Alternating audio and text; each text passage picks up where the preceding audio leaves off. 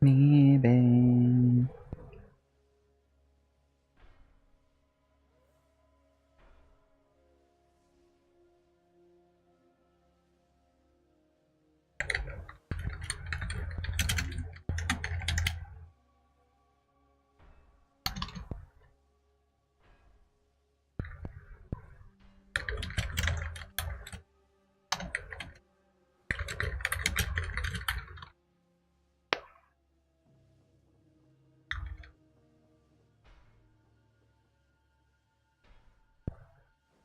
Up, up, up, up, up.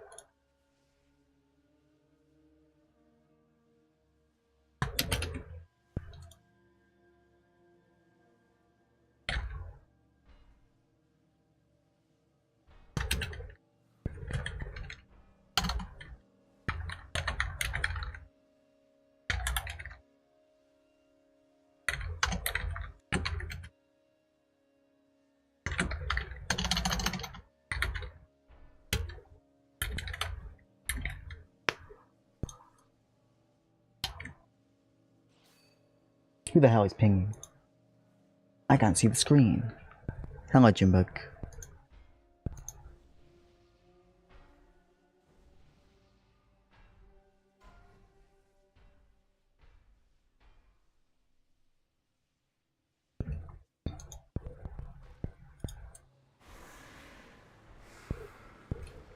I'll have the dev Q&A up in a minute.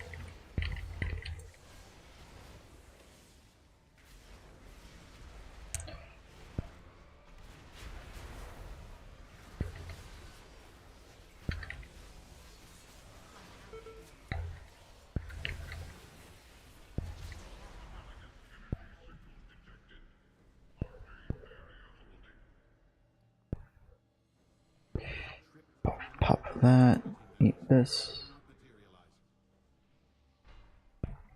YouTube POV.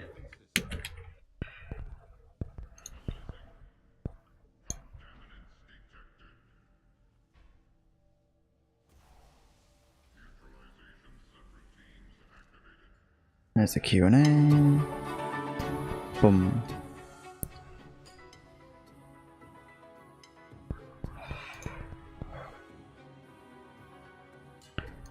How loud is it compared to me?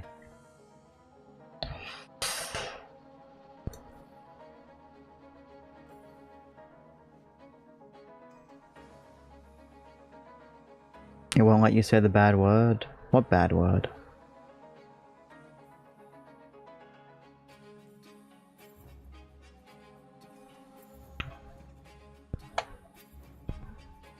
Oh, Cheez-Its? Yeah.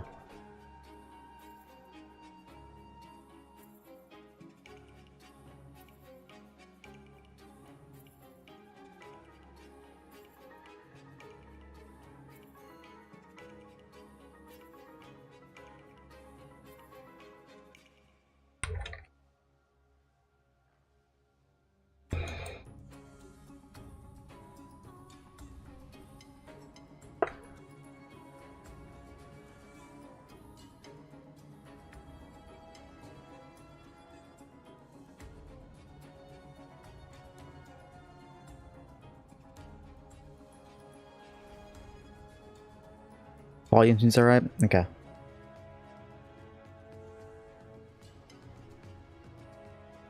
You don't have headphones? Shit. Have fun doing what you're doing with her. Thank you for stopping by and talking, I appreciate it. We'll be live later. As well.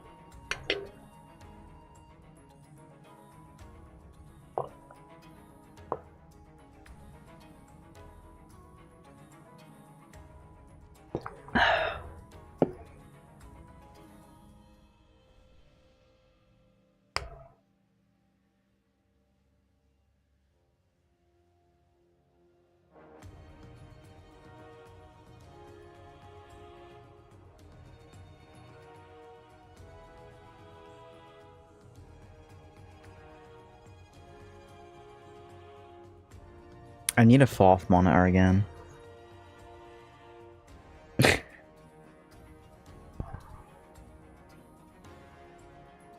Chat, we need to get me a 4th monitor.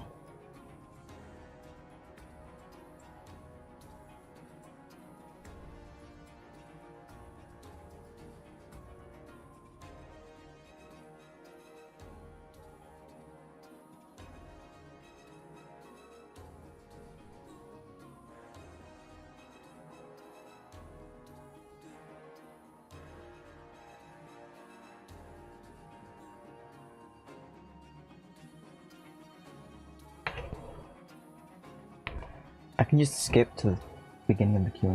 Why am I watching this? I mean, I was vibing to the music, but still.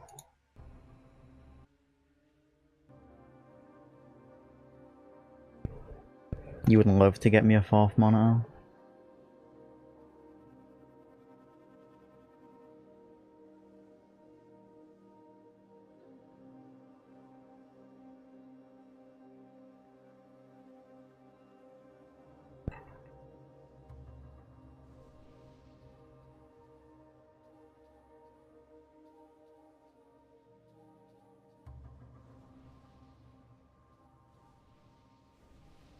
Oh shit, it's Guy. We are live. Welcome to the World of Warcraft Midnight Q&A. Boomst. Randy Jordan. On the Warcraft community team. We recently asked WoW players on forums and social media sites to submit questions, and you delivered. So, we've got 3 leaders of the WoW development team here. Please introduce 1 free suck first, 2 full suck second. Game director on WoW. Hi, my name is Paul Cuba. I'm associate game director on Yo, it's Paul Cuba, I like him. Hi, I'm Maria Hamilton. Did I submit any questions? No, I didn't even know they were doing this. We got a lot of questions and I want to get right to them. We're going to start with some housing questions. So, Cyglaive on the forums asked, it actually said, during a Gamescom interview, it was mentioned that Horde players would be able to use Alliance-style housing exteriors and vice versa. However, in a recent blog post, it was stated that the housing styles would be faction-locked. Can we get clarification on that? Yes, there was a bit of confusion definitely around the Gamescom messaging there. As we just saw in the deep dive video, the neighborhoods ultimately are anchored in specific locations in the world. If you are in the Alliance neighborhood, you are on the outskirts of... I need it up a little bit. If you are in the Horde neighborhood, there we go. On the outskirts of Orgrimmar. While private neighborhoods can be cross-faction, you can have your guildmates, you can have your friends of the opposite faction move in, the general setting, the exterior houses there are going to reflect the location. The NPCs that are wandering around the neighborhood, again, are anchored in that place in the world. Maybe something that we revisit down the line, but for the time being, if you're in the Horde neighborhood, the home exteriors need to reflect the Horde aesthetic. Okay. Up with the Orgrimmar HOA, if there's a concern. Speaking of things wandering around, a player named Hey Hey on the EU Spanish forums asked, I know there are plans for combat pets to appear in housing. Are there also plans for hunter pets? Yes, so pets are something in general that we're working towards. At release in Midnight, battle pets won't be available to be placed just yet. I think something that we need to solve to make that work on the engineering side is actually making sure that they can path and move comfortably around whatever configuration of objects you might have to place in your home or in your yard. So we are planning on delivering that shortly after launch. Alongside that, we do want to add the ability to place your mounts. Yeah, it's location locked, yeah. Have them on a hitching post in your yard. That's something we'd love to deliver as well. Hunter pets are probably trickier. Those are character specific, and housing is an account-wide system really tied to your warband. And so, pulling from specific characters' hunter pet stable would probably be much more challenging. I'll never say never, but that's not in the plans currently. Decor. Bjerky on Reddit asked, how will the trading post housing items work? Let's say there's a chair on the Fuck, I'm so stupid. We have to buy the chair multiple times. We want a set of 4 in our house. Will anyway. It be a 10-chair bundle for a set price? Yeah, they're not per character houses, I don't think. Amount of chairs. So this is something we spent a good amount of time thinking about. There's going to be lots of ways that you can get decor starting in 11.2.7 and then into Midnight through achievements, through crafting, through completing just the campaign of Midnight and so on. And we ran into a lot of the same questions that you asked, the person who asked this question. Thank you for the check-in, Aurelia. And for that reason, we're actually just not going to have them on the trading post, at least for the first few months. There should be plenty of other ways that you can start gathering decor for your house. And then you won't have to make that hard decision between, do I want this chair versus this cool mount or cool transmog? Another question comes from Xanther on the forums. Xanther asked, how will outdoor housing plots work? If I want a certain plot and it's taken, do I have the option to try another instance? Oh yeah, absolutely. Essentially, when you want to move house, you're just going to say, yep, it's time to move. It's all going to get packaged up for you. Paul likes to say that a mage comes along and puts it into an arcane ball for you. Don't know if that's actually, you know. That is what happens. Oh, totally. Okay. And then you can go to wherever you'd like to sort of deploy your house, and it just comes right back out of the bubble, set up exactly how you had it. So you can move around neighborhoods, you can move around different plots within a neighborhood. Yep, totally transportable. Right on. Celia on the German WoW forums asked, will there be updates to the guild system in Midnight? I think most of the updates we see to the guild system are going to be in the form of neighborhoods.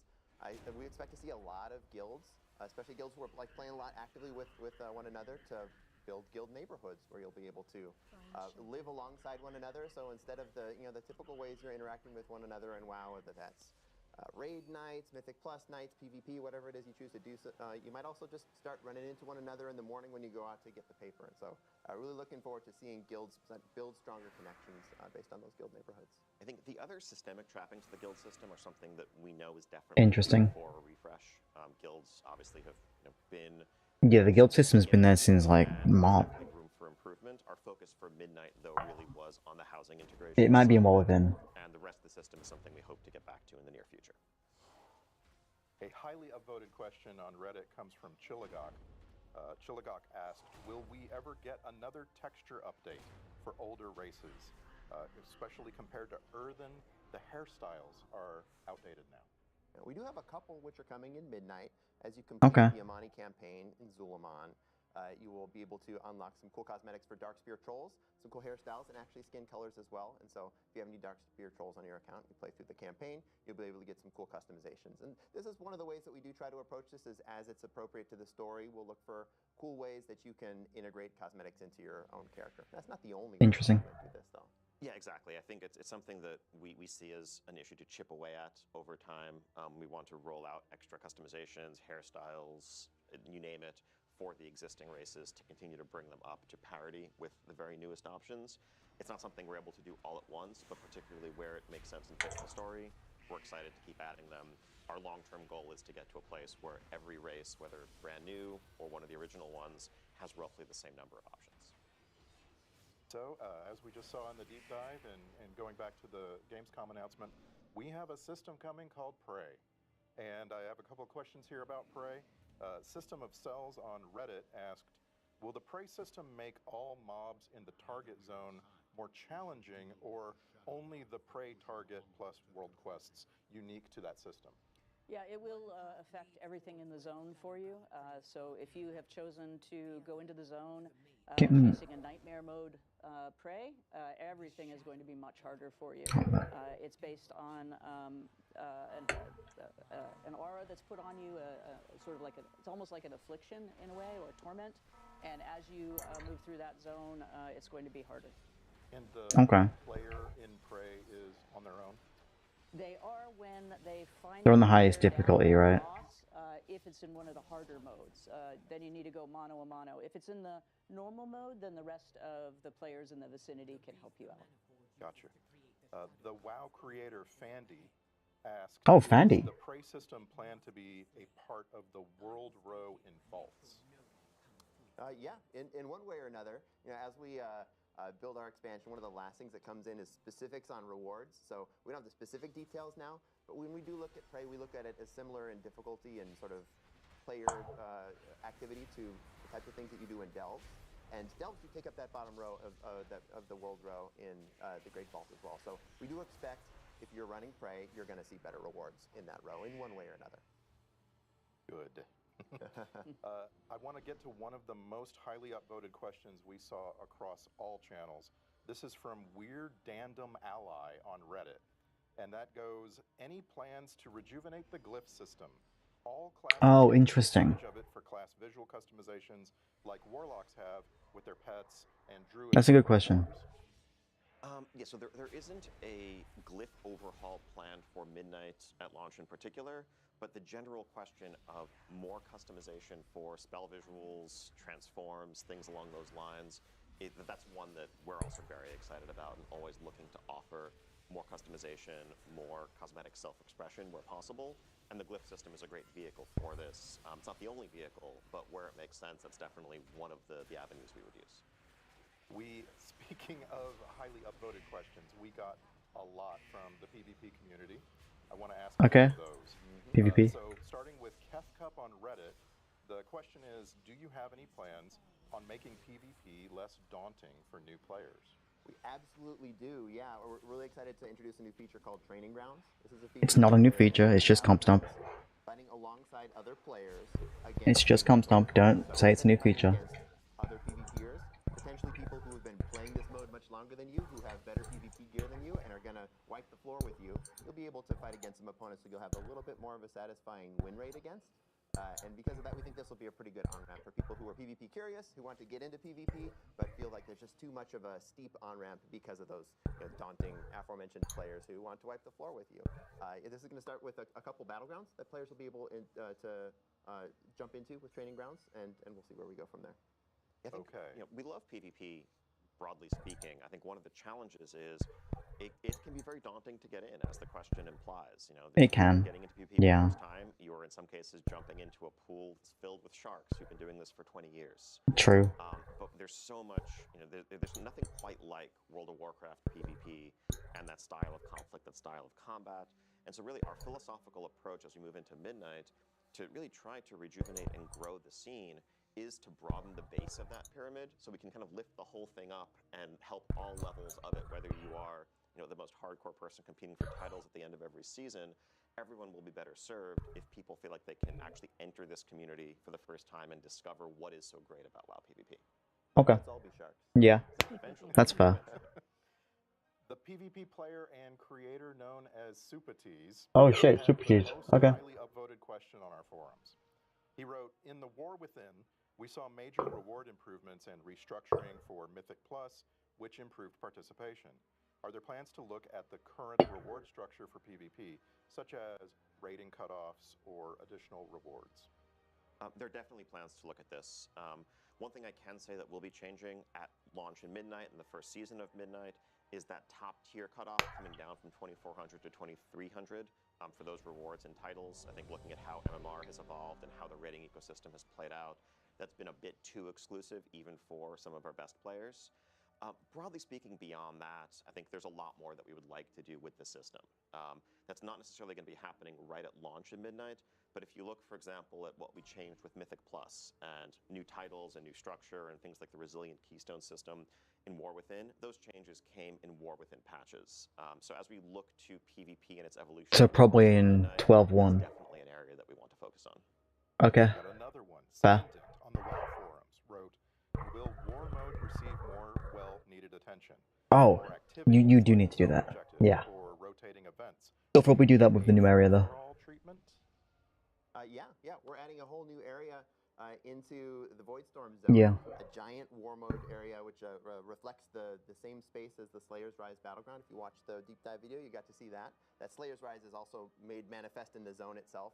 And this is, if you've played war mode in past expansions, you know that we've taken a couple war mode areas and had maybe one in each zone, one in Ringing Deeps and one in Isle of Dorn, where PvP, when you enable war mode, you'll have some special, unique activities. We took all those and glumped them all together right into this Slayer's Rise area, and so there's going to be a huge PvP playground if you have war mode on. You can do lots of cool world-class activities, reasons to just kill one another, and even if you don't have war mode enabled, there'll still be PvP-themed content for folks doing world quests up in that area. Why would you not have war mode enabled? That's a very good question. Yeah. Because you're afraid of sharks. Yeah, it's sharks. Okay, all right. Yeah. Thank you. So, MacLamente26 on Reddit asked a question that we saw a lot of, which is, when can we expect reputations from expansions prior to Shadowlands to become Warbound reputations?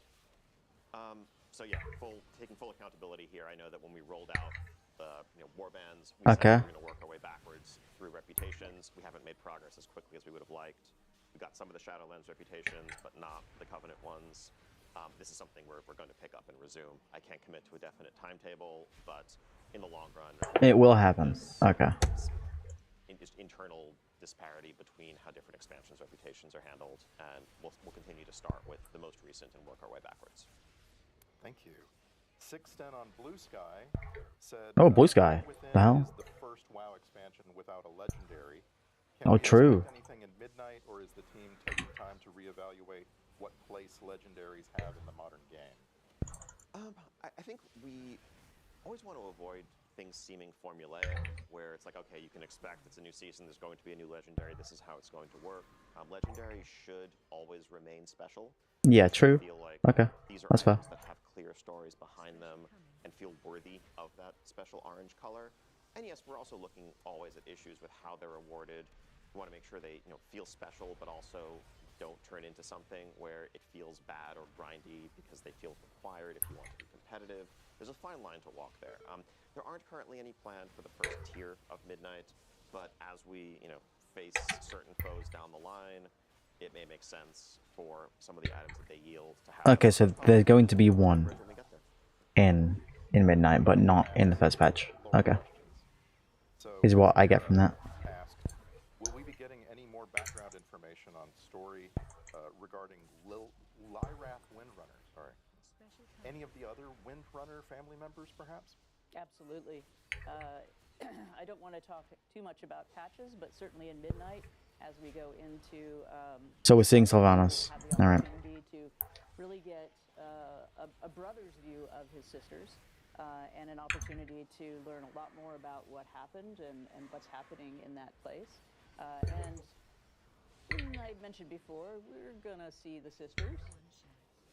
And Grody Toady on Blue Sky wants. And to she said the ask about sisters, so that means all of them. Here come all the names. Where is Vol'jin's story in all of this? I'm hoping we find a way to weave Vol'jin, Talanji, Zul'jin, Rokan, Zul'jan, and Zul'jara into a cohesive story about troll unity or cooperation. Well, right out of the gate in Midnight, you're not going to see that combination of trolls. So not immediately. You will see a combination of some trolls as we continue into patches and move forward. We're very much focused on what's going on Yeah, I with need to be in trolls, this. as well as what's going on with the Blood Elves. They have not always been on the best of terms for reasons. And there's definitely a story to be told about their relationship, and all of those folks come into that story. Groxy on Blue Sky said, Yo, they're going back to Blue Sky again. Paladin forces of Azeroth fighting back the void of the Sunwell.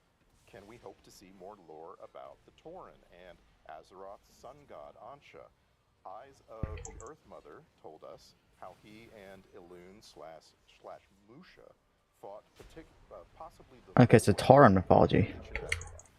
Well, we are going to hang out with Desco a little bit in the Erator's Journey portion of our campaign at Midnight, and I feel like we certainly are going to look at how the Tauren view their mythologies, perhaps later in The Last Titan.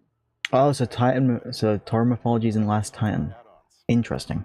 The WoW creator Polka TV said, given the upcoming removal of many boss mod tools, how do you plan to preserve the intended difficulty of encounters once these tools are no longer available?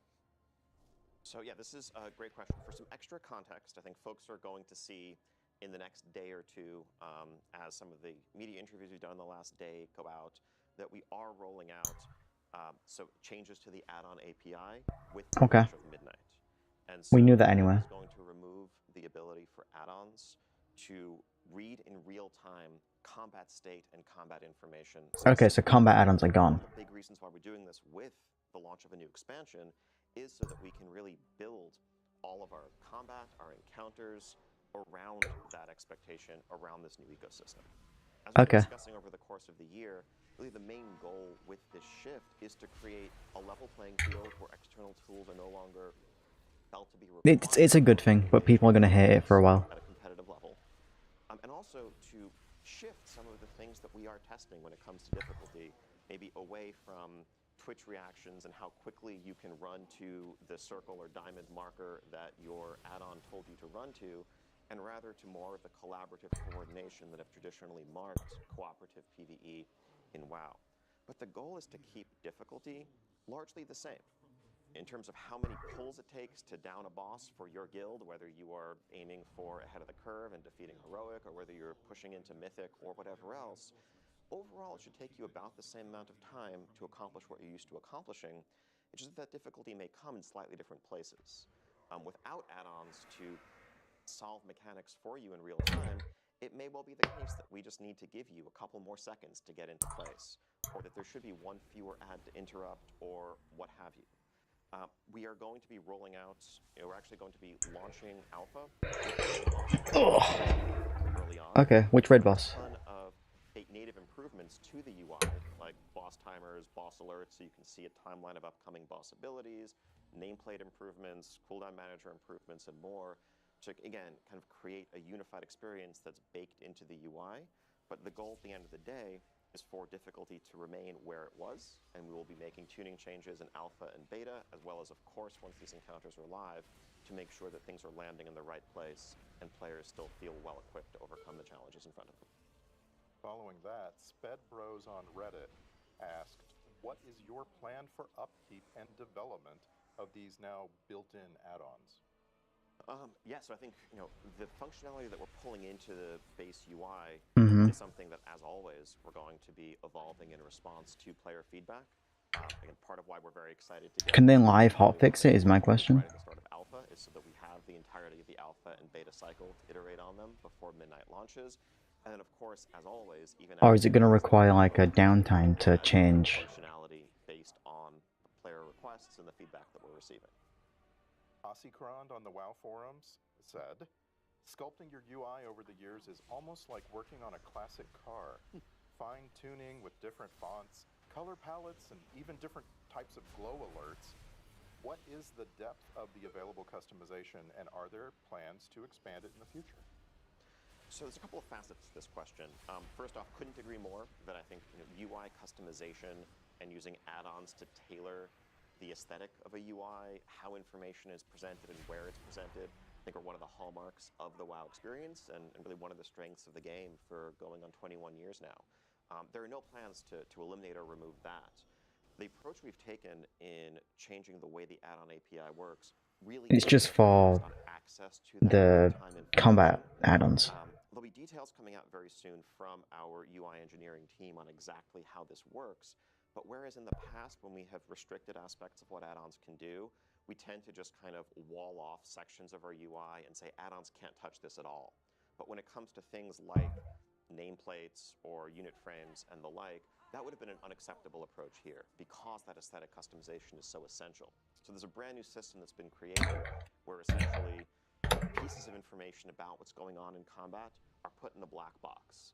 And add-ons can paint that box pink or yellow or green or make it bigger or smaller, but what they can't do is know exactly what's inside the box and use that to drive logic.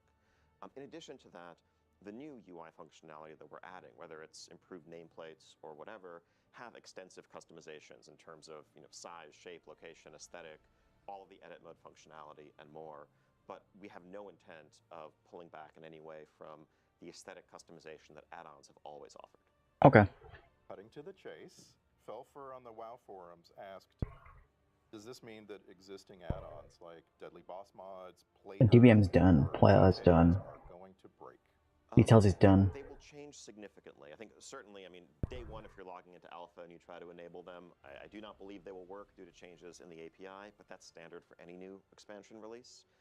We are inviting the authors of a vast range of add-ons into our first week of Alpha, so that's going to be coming up in just the next few days, to get their hands on these changes, to give us feedback about how we can better support their ongoing development. But yes, when it comes to the specific ability to read and process combat information and use that to drive logic, that is going to be changing, and that will affect those add-ons. Okay, give me one more. This comes from Herrix on the WoW forums. Herrix said, what are the plans regarding improvements to the default raid frames. In the effort to reduce the need for add-ons, raid frames are a major pain point for healers, where the default Blizzard raid frames are basically unusable without at least some external modification. So yeah, we also have improvements coming to raid frames, definitely with healers in mind. If you're, let's say, a resto druid who wants to be able to see all of your hots on a target, that's something that we agree is very important and needs to be baked into the default functionality. Same with, encounter designers calling out major buffs and debuffs and things that you need to know in an encounter, whether you're a healer or just a raid leader wanting to keep tabs on the state of the encounter that way. And of course, as mentioned earlier, add-ons will still be able to customize the look and the feel and the size and the overall presentation of raid frames. There just won't be certain functionality that is driving logic based on whether you happen to have a certain debuff or not, but all the rest should still be available. So Voodoo will still work. Blue Sky has a couple of questions. Given the connection to the Army of Light, the Sunwell and Blood Elves in general being their main rival in the Burning Crusade, will we see Draenei play any sort of role? Also, will Quel'Thalas be, with Quel'Thalas being part of the main world now, will there be any updates to Forsaken Lands? So the Draenei, obviously will be part of the fight, part of the battle that we're waging against the Void. But this that makes sense. Chapter is focused on the Blood Elves and the Blood Elves struggle with some trolls. We'll probably see more Draenei stuff in Last Titan, I think. There, more than we are with the Draenei. Opportunities, will come up for the Draenei to have their moment in the light, as it were. Yeah, and as it goes for like changes to Forsaken Lands, well, there's some minor changes as we've added Quel'Thalas and Zul'Aman into the main body of the Eastern Kingdoms to connect them in. So there's a tunnel in the Forsaken Lands that does connect it in. We are going to see some Forsaken characters as well. We're actually going to be working with a little bit of a deep cut, but Alonsis Fowl, the Alonsis Fowl priest, sure, that makes sense. And has a couple interesting interactions and chats with Eretor and Liadrin and others. So we're going to continue to build out Forsaken story as we continue. Yeah, I think looking at how this is playing out. Yeah, he definitely pronounced Quel'Thalas wrong. By some of the reception we've heard from Gamescom onwards about the changes to Silvermoon, Eversong, and more. Honestly, there was a bit of anxiety internally about the idea of revisiting an old location as for one of our zones, whether some players would view that as like somehow lesser than coming up with a brand new place. But I think as people see this full splendor of Silvermoon, get a chance to revisit Eversong and what it's become all these years later, I think the excitement around that really excites us too, because we'd love to be able to tell more new stories in some of the iconic locations that resonate throughout everyone's fandom of Warcraft and what Azeroth is about. So that will mean updating those locations, and I think that's something that we're excited to do more of as we look forward. Of course, the Last Titan will see us going back to Northrend, so that'll be a story for another day. I think we for sure discovered that we can tell different stories when we go to old places and see how characters have changed, see how the spaces have changed. It's been a really cool opportunity to do that in Midnight. Let's shift to some class talk. Faxia on Reddit asked, are you planning on adding any new specs that can tank or heal for existing classes? Not right now in Midnight. I think he's lying. And that new range DPS spec for them is our focus right now. But I think we've seen whether it's this or whether it's augmentation. There is excitement. You saw what I said in the established classes getting new specs, and so that is something I think we are likely to explore as we look to the future. In the deep dive watch, I feel like with that taunt ability that they're giving Valera, they're going to add tank rogues.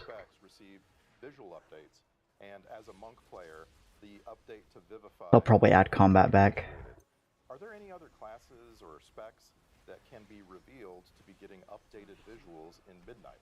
Yeah, there's a couple really cool Apex talents. So Apex talents are the new talents you'll be able to learn at the bottom of your spec tree, and a lot of these have some fantastic visuals. Ones that jump out to me are the augmentation, where you summon She has a taunt in the Delves, because you need a taunt in the Delves.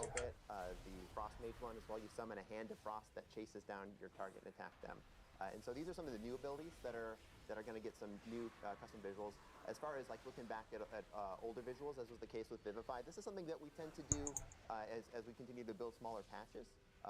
Most of our effort for Midnight was building all the new stuff, but then as we continue building out the game, we look to the future. This is where we look back at as we Jump on you.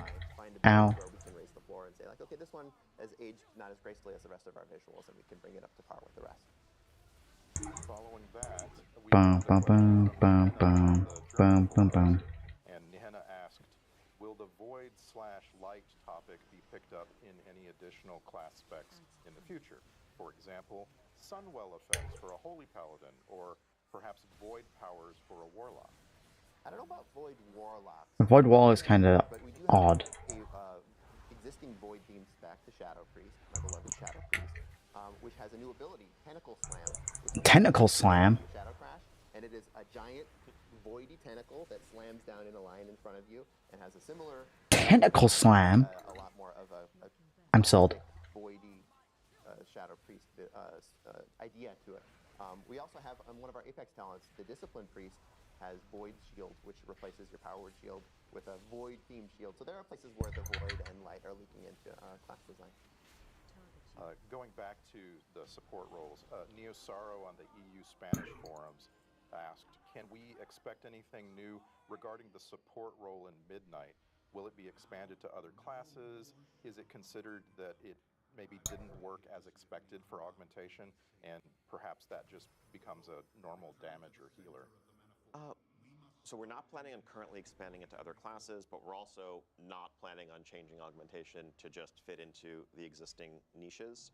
I think there's a lot of excitement around the idea Oh shit, I got of it. support. I think we've seen players embrace that fantasy. I think we are still iterating on evolving that specialization and getting to a place where we can find a happy medium, where it can kind of realize that fantasy and be effective as someone who bolsters the strength of your allies without also becoming so effective that it feels required in groups and kind of limits composition diversity.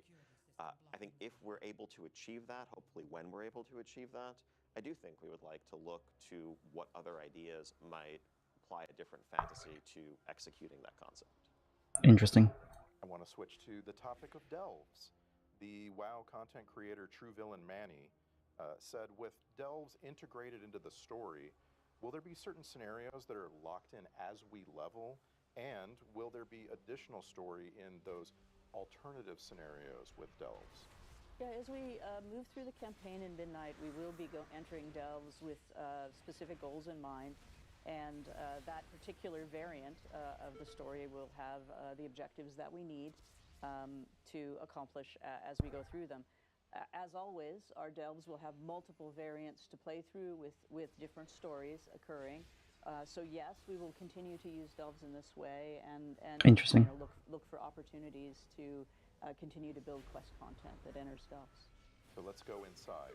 Varteris on the WoW forums said, will delves have even greater variety than in the War Within? Maybe a randomized puzzle to solve? I wonder if the War Within delves will still be relevant. Yeah, there's a couple ways that delves are changing. We have a new follower, Valera Sanguinar, is going to come along, and she's going to mix things up. She's takes delves a little bit more seriously than Brand does, and a lot more stabbily as well. We also have some outdoor delves that are going to take place in outdoor spaces, and so this will just change up not only the vibe of the space, but your ability to move around, because you'll be able to use your ground mounts to get around. We're also just taking a look at the mechanics that we're using in delves in Midnight, so we can announce now that Midnight does not have any underwater delves. Oh, thank fuck. With a mechanic where you have to, say, pick up a candle or a totem and throw it ahead and continue doing that on a continued basis. Folks, let us know Lightning. about those, and we're not moving forward with those designs in Midnight. So, Relentless on the EU Spanish forums asked a version of a question we got a lot.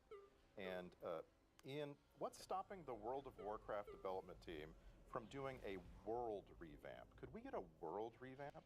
I think, You kind of the are. idea of revamping But he's doing it everything all at slowly. once is a terrifying one, frankly. But I think, as touched on earlier, we definitely want to tell new stories in iconic locations, and in doing that, we would certainly do much more than just do a fresh coat of paint on the area. We would really reimagine it and bring it into the present day. Like they're doing with as we have Quathlas. our current current focus is, of course, on the story that we're telling for the rest of the World Soul Saga. That will touch on some familiar locations. But down the line, I think the lessons we are learning and the experiences we're having, revisiting some locations, open the door to doing a lot more of it. Saw a very upvoted question from Solera, a French WoW player on X. Solera asked, without giving away spoilers, very important. Okay. Does Midnight introduce any completely new elven tribes or expand on lesser known ones? Maybe the Kelderai? Without spoilers. Without spoilers. That's a tough constraint. Yeah. Maybe. That's right. I don't think it's spoilery to say we're going to be learning a lot about the elves and the elves' relationships with one another, and that would include Quel'Drai. We're getting high elves. And Zoris on the EU Spanish forums asked, with the Devourer specialization, all Demon Hunter abilities will use void effects and icons, even those shared by all three specializations. Has there been any consideration of extending this? What would be interesting, because I said that, I'll pause the talk. I said that they'll give us high elves in Classic Plus. What would be interesting if they gave us high elves in Birth and launched them at the same time?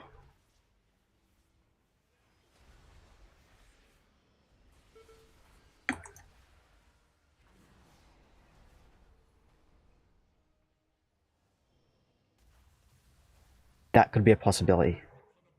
So I think philosophically and narratively, what a Void Demon Hunter represents, what a Devourer Demon Hunter represents, is one who, rather than harnessing and channeling Fel energy, is channeling Void energy to turn it against those who originally wielded it. And so that is going to transform a wide range of their abilities. On the other hand, when we look at, let's say, a Fire Mage or a Frost Mage, they're not forsaking the arcane when they become a Fire Mage. And so Blink is still an arcane spell, and Counterspell is still an arcane spell, and so forth. And so I think when we look at other classes, we generally like to look at that broad base of multiple, areas of focus. And just because you specialize in one thing doesn't mean that that transforms all of the others. That said, touching on some earlier questions, when it comes to glyph spell customizations and other things that players may want to customize the look and feel of their abilities, there's always an opportunity there.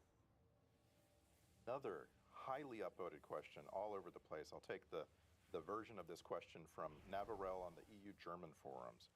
Would you consider replacing the ready-made group in follower dungeons with characters from the player's warband?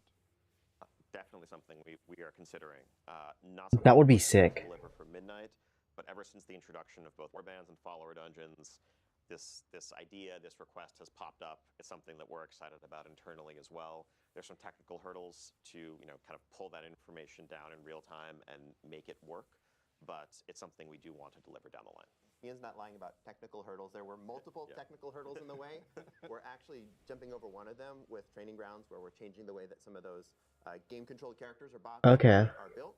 To be building Training Grounds in this way gets us one hurdle closer to being able to do what you're asking for. There are so many people on this development team that I would call technical hurdlers. Engineers, that's just what they do. They jump over hurdles. So, Maria, Silo on the WoW forums asked, will there be new mini-game type quests in Midnight? Yes, there will be. We actually have a new mechanic that was created for Zulaman specifically, where you will do some, underwater stuff, but it's quite fun. No, underwater stuff. Style. Not the underwater stuff. Troll style. Okay. Yeah. That's a revelation. I like that. While we're revealing things, Musselton on the WoW forums asked, I'm extremely excited for the Heronir. Can you share more information on their druid forms? Well, conveniently, if you watched the deep dive, you saw a flash of those. Fundamentally, they all have quills to throw back to sort of the Heronir, but the tank form is a pangolin bear. Pangolin? Sort of bat-like ears. Sort of got those ears. Yeah, they got the ears and the quills, and we have a wolverine for our feral spec. We have an owl-like, quilled owl-like sort of boomkin.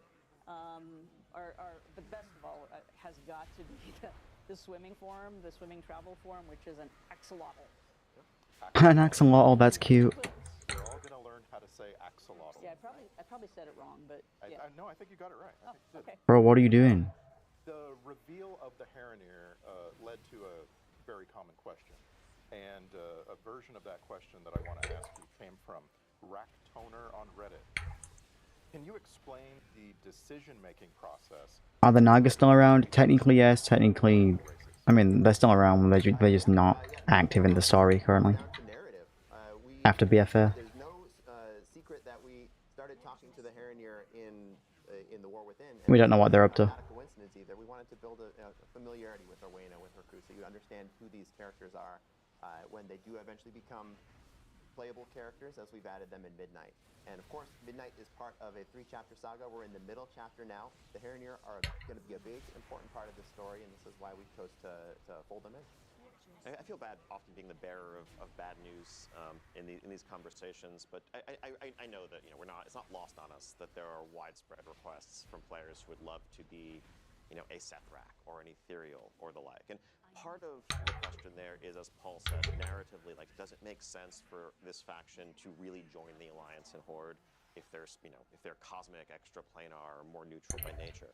But the reality of it is also, from a production perspective, one of the things we grapple with is that adding a brand new race to World of Warcraft is one of the most development-intensive things we can do. Yeah. Not just in one-time time commitment, but also in the long-term carrying cost for every set of armor we ever make for years and years to follow. And it's something that we have to weigh very, very heavily when we do. Building a race that uses or shares an existing skeleton, if it's an elven race or the like, makes that more straightforward. Again, that's not to say we're never going to add very novel or meaningfully different races down the line, but it's a very high bar for us to clear when we look at how much ultimately it's going to mean that we have to do less of in other places forever in order to support this additional race alongside the others. As I've said to you before, I want Saberon. I will wait. I will be patient. Please give me Saberon. So, Massive Bear on the WoW forums asked, will Massive Bear be available in the 3 days of early access? I remember Earthen were not. No, not during the first 3 days. So during that early access, we want to make sure that we're letting players who are in that early access be able to play through the campaign and understand, what's going on, but not getting any meaningful jumps ahead of anyone else who does not have that early access. Meredith on the WoW forums asked, how is Blizzard progressing in the war against toxicity? The war against toxicity? Yeah, this is something that's a huge focus for us. And toxicity isn't real. To the question and the discussion. I think when people say toxicity, there's a few different meanings, perhaps, or things that they're referring to. Some of it is just the overt, hostile, harmful, antagonistic interactions that may occur online between players. We're always continuing to shore up our reporting tools, improve real-time monitoring, and get to a place where people who are disrupting our game world can be punished and ultimately removed from it if they continue to do that. On the other hand, though, I think sometimes when people talk about a community or a portion of the game feeling toxic, that can arise from just mismatched expectations. Like, if I am listing a group and I'm trying to run a raid, and I have done that raid 12 times, and I have been through groups that have wiped and learned the encounters, it's reasonable for me as a leader of a pug to only want players who have a certain level of experience, who have also been through those learning wipes, and can succeed quickly. And so someone who is looking to learn may feel like, oh, this is very unwelcoming, this is kind of toxic, why aren't we, why am I not welcome here? And ultimately, that's an issue of aligning expectations. And I think there's a lot more that we can do on the pro-social side of things to help people find like-minded players and like-minded groups. There's nothing wrong with wanting to complete something quickly and efficiently. There's also very certainly nothing wrong with wanting to learn and wanting a patient group.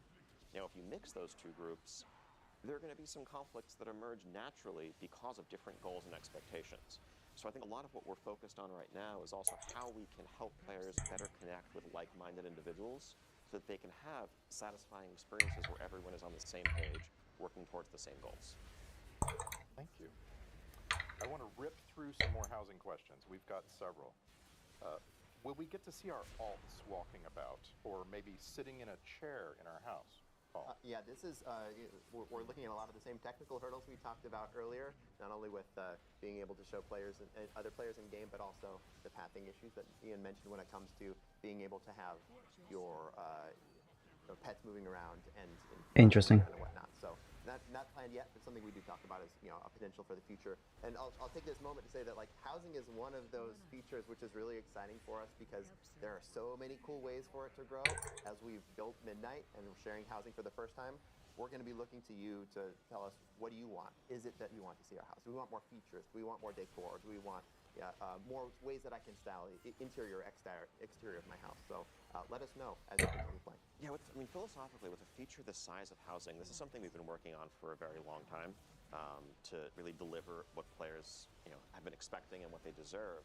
But there comes a point when we're developing, especially a social feature, where we're almost hesitant to take it too far until we can actually share it with the community and understand what people are into, what they're maybe not into so much, what they want more of, what they don't need more of, to make sure that we're really putting our time and our resources in the places that are going to... So it's something they're just going to expand on. It's not a one and done. That's great. Excited to see people jump in I'm happy about that. Beta, of course, and There's a lot of their other features were just always one and dones. And see where it goes from there. So here's a very specific question from Alastril on the WoW forums. For housing and professions, it was stated that professions through all expansions will be able to craft housing items. Will we be able to use this as a skill catch-up for the past expansions? For example, could a leather worker start at Wrath Leatherworking Skill 1 and craft This one. themed housing items to get all the way to level 75? I mean, people give skill ups for sure. Yeah. I don't know how many of them will be available at level 1, for example. They may be tuned based on how elaborate the piece of decor is, but in general, yeah, once you get the level that you're able to build these things, then you continue to use them to level This up. one. So many very specific requests. I want to just give you this one. It comes from Spera on the WoW forum. Is it possible to add a functional bookshelf to player housing? A functional bookshelf. Display collected in-game books. I have a lot of those. Okay, this is what I'm talking about. That once you share housing with the world, then 1,000 cool ideas come out, and so we start gathering up all these cool ideas and say, what can we do next?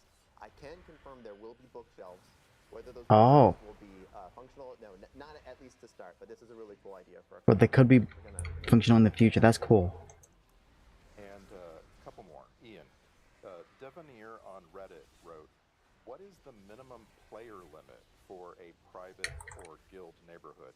What happens if you make a private neighborhood with the minimum amount of people, and then some of them go away?" So this is something that's still a bit in flux. I think our current thinking is that just like signing a guild charter, you'll need 10 players to charter a private neighborhood. And that's for a couple of reasons. Part of it is, in order for neighborhood systems, endeavors to really get to function optimally, there's a certain number of players that are going to be... So we're going to need 10 Avalonians. System, but also a piece of it is just... Or 10 friends. Using an extreme example, if literally every single player online had their own personal neighborhoods, that would be potentially millions of simultaneous entire districts that need to get spun up, trying to make sure the servers don't melt here. And so striking a balance between what's going to be a good social experience, but also recognizing that players have friend groups of various sizes, and we want to be as flexible as possible. I think if we're able to lower that number from where we're starting, it's something we would aim to do as we see how the tech side of it unfolds. I saw an upvoted question on Reddit from a player named Backstabeth. Backstabeth? I have myself. Really a trustworthy fellow. Very much. Will there be a list of collections and their sources for housing materials before housing goes live so that we can begin to start hunting for those items, maybe reputation, achievement requirements? I'd love to know what I already have or what I'm close to having. Didn't the leader just leave? In the alpha build coming up in just a day, but we'll have a blog summarizing it, so you don't need to go trawling for the information, and that way everyone can get a head start on checking off those achievements that you may have missed. let's come back to a couple of fun questions before we go here. Black Stabbath is an amazing name, for real. Forums asked, "Are we getting a capybara, Loa? There are capybaras in the Yamani screenshots. The people yearn for a capybara, Loa." Well, conveniently, there is one. Yo, there's a capybara on Loa. He's called Fila. Loa of children. Oh, nice. Huh. And I hope he has a... Does he have children? dress. Absolutely, and a glorious necklace. That's perfect. Loa's Sick. gonna be very well outfitted, I think. Finnerfin on the WoW forums asked, "Could we see the return of class quest lines? Legion was great, and it was fun to have a unique experience questing on alts." Yeah, class quest lines come up really often as something people are excited about. We certainly do want to look more at, expanding on classes. We had a lot of fun doing the Warlock one, for example, not too long ago. But most recently, the best way for you to play some class quest lines, if you never played them, has to do with our lore walking. Because where we had restrictions, for example, on the Xalatath story, previously, a lot of people didn't know anything about Xalatath and the knife, and by playing that lore walking, they had the opportunity to play that portion of the priest quest line. So we're hoping that as we build more lore walking, you'll have that opportunity to see some of that, but this is certainly an area that the quest and narrative team would be thrilled to do more of. Good. It's our last question, and I cobbled this together from versions of this question that I found everywhere. I want to give a shout out to some of the people that I borrowed this from. Aziriel, Simplejack, Martian, Zuburius on our forums. Okay. Asked versions of this. Ian, how will player power progression be updated in Midnight, especially regarding Valor Stones? So yes, so the way the upgrade system has played out over the last couple of expansions, I think we're happy with the sort of granular incremental progression that complements that spiky randomness of loot drops. But there is, and we agree with player feedback that we've heard, potentially one too many moving pieces and a bit too much complexity in the current system. So I can announce that Valor Stones as a currency will be going away. Oh, Balance is gone. Okay. You're already needing to gather the crests that you need, and that should be sufficient. We're also Okay, looking so to only improve the system crests. a little bit and more clearly pair individual crest tiers with appropriate gear upgrade tracks. Okay. So there's potentially less confusion about what crest matches to what. That's good. Paul? No, I think that's great. Yeah. We're over here pumping fists. Yes, We're- absolutely. Yeah, that's pretty good. Rip Valor I'm Stone. happy with that. Well, And on that note, that's our time. Thank you, Ian, Paul, Maria. Thank you for taking the time, and thank you to everyone watching along. We've got Midnight Alpha testing starting very soon. We can't wait to see you there and welcome you home. Interesting.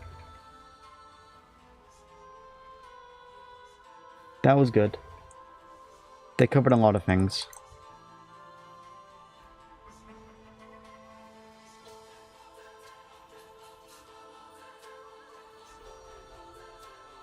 I will pull Wowhead up after I beat this boss.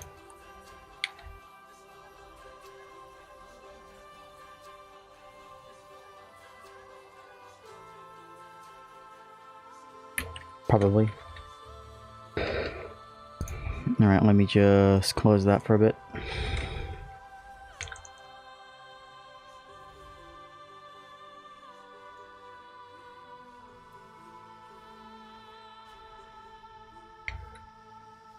Interesting. A lot of good news.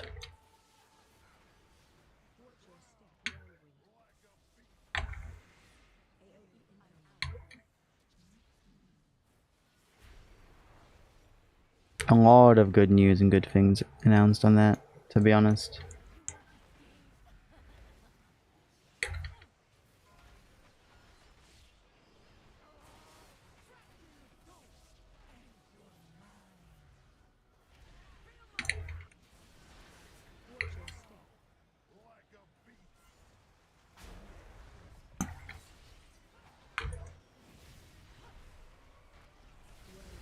So I guess we need to get 10 people to play WoW with us. We already have, like, what? We have Naren. We have Janine. Techie will probably be there for midnight.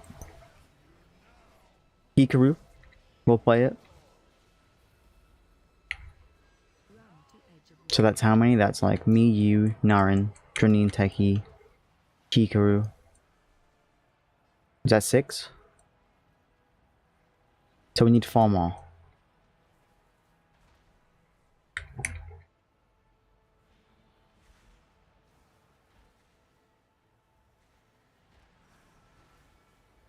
Right?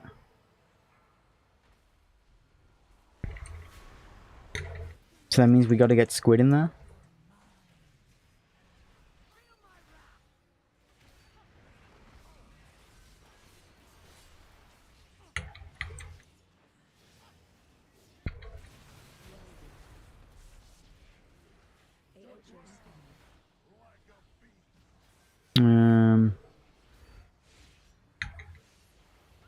I don't know who else we could coerce into playing WoW.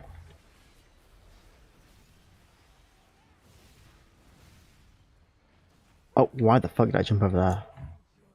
I need a macro for that shit. Holy fuck.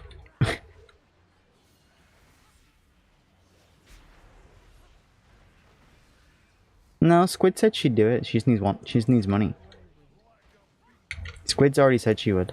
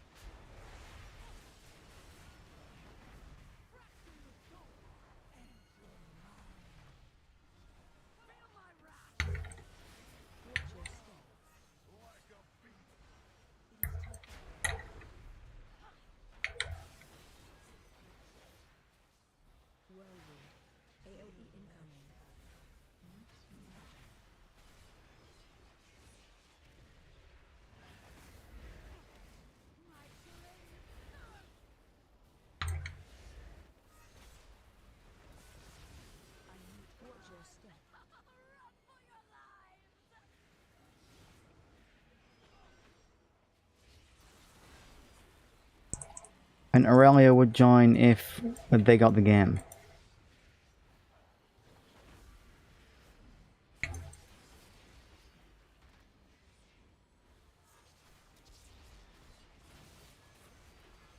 What I want to know is housing going to be a feature you can only play if you have the Midnight expansion?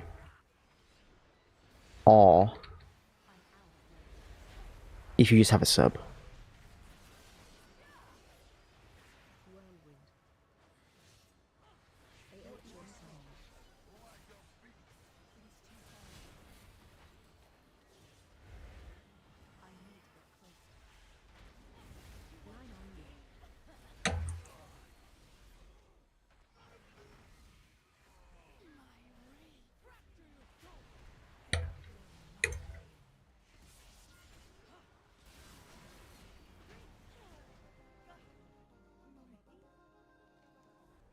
What did I just get?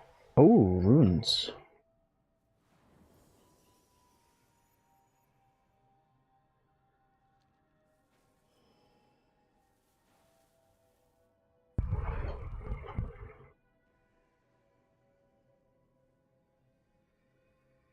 Oh, carapace. I don't need that either. I don't need those. I'll need that for off spec, I guess.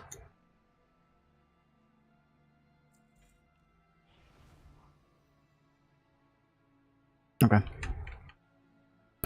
Guess Aurelia needs to pay for Squid too. I mean, Squid needs to pay for Aurelia too. Yeah, I wouldn't. Hey, if Aurelia wanted to play with us, I would.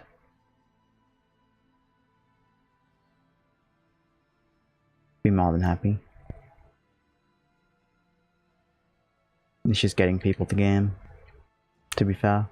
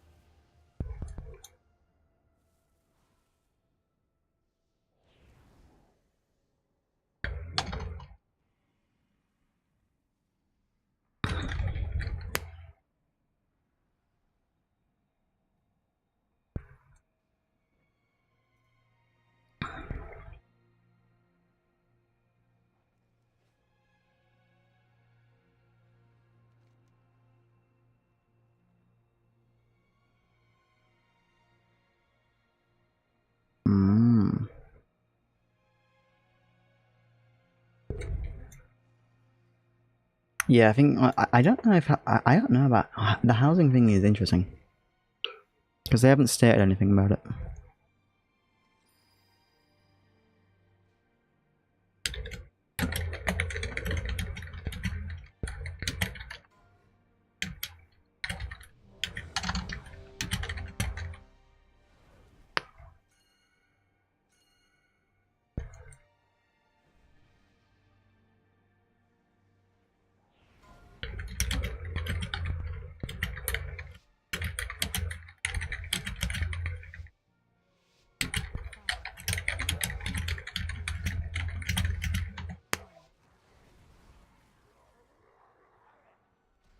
I'm in.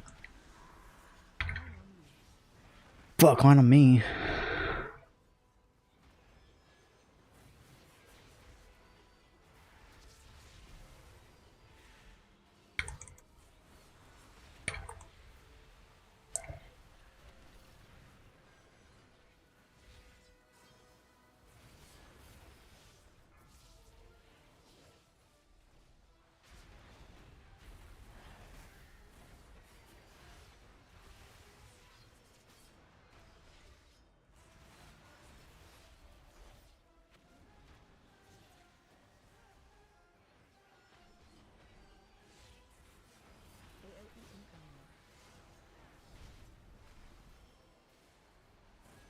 And to be fair, midnight is a while away, right? So even if I wanted people to play with us, if I had to buy people the game, I have enough time to save up to get people the game.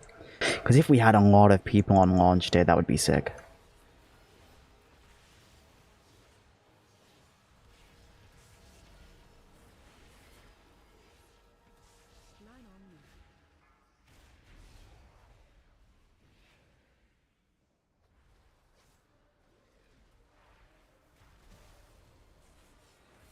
Like 3 of us, like 5 of us running around on launch day, like a 4 or 5 man group, would be kind of badass.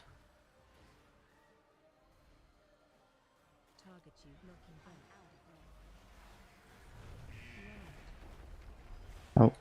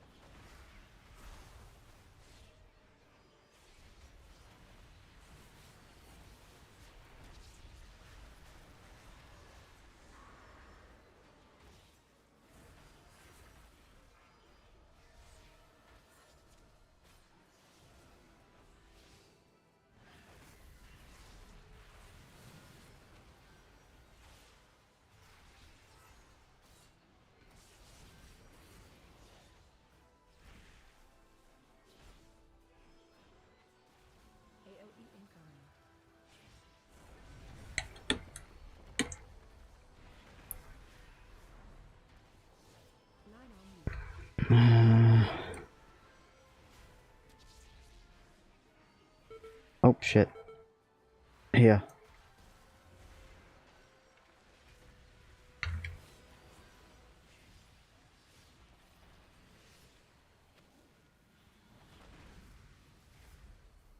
So I'm gonna be live until 1 AM my time, because then I'm gonna raid into Lunar. Or whenever Lunar goes live is when I will end.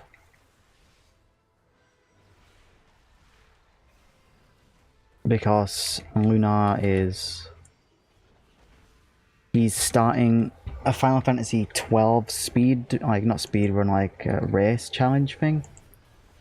I'm a part of it, but I'm not going to be on their launch stream. So I will be streaming some Final Fantasy 12 at least 2 hours a week.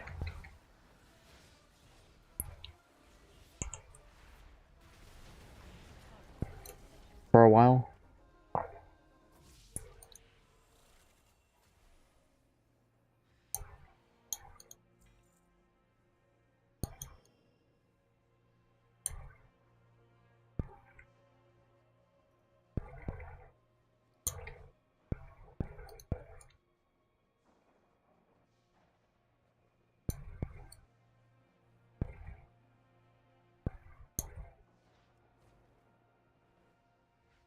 Now the question is the raid group going to still be going, or is Or are people just gonna fucking all dip? Because whenever it gets a Nexus King, people fucking leave. I've noticed.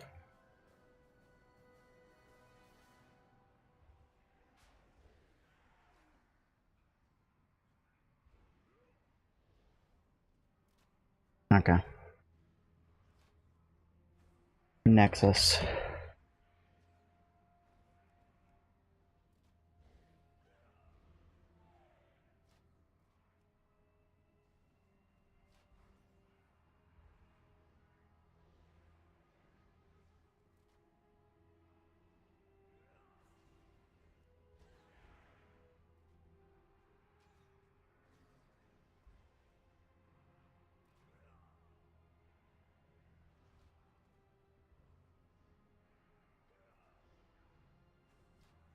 Alright, yeah, I'm just gonna leave and queue for that one, maybe?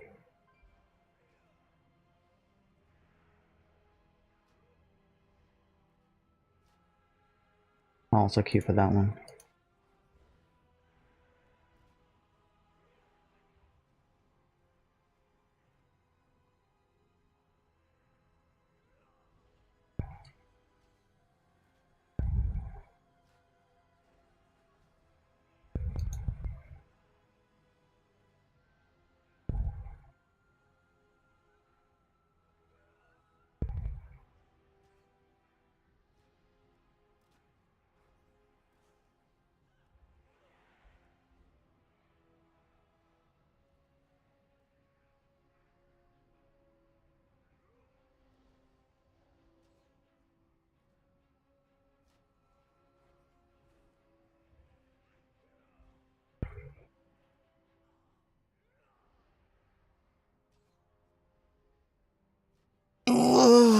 Stretch.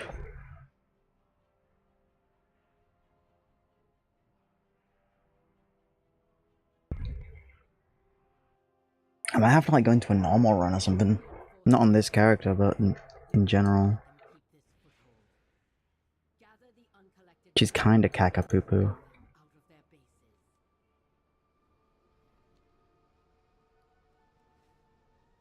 Stretch and a hydrate? I will hydrate.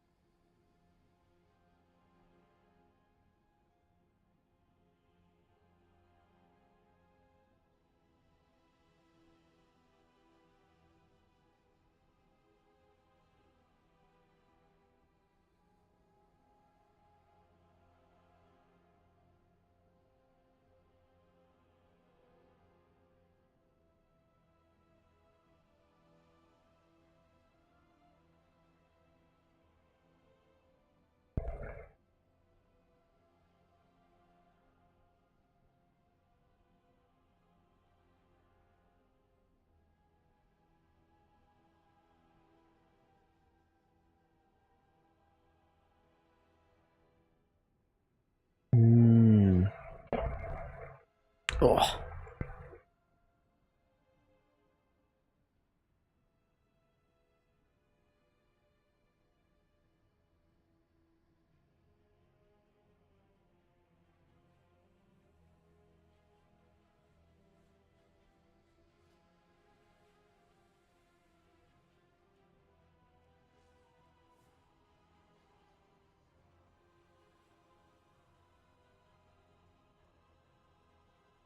I just want to do Nexus King, man.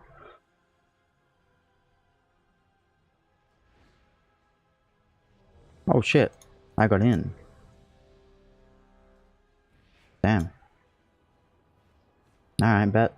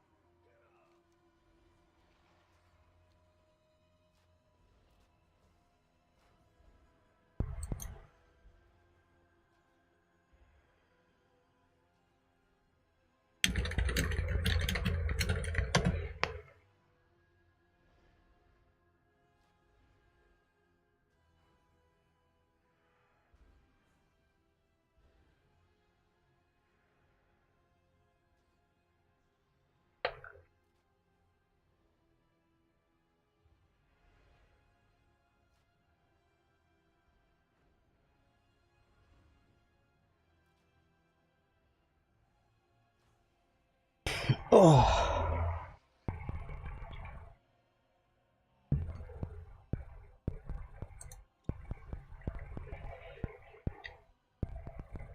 See how well this goes.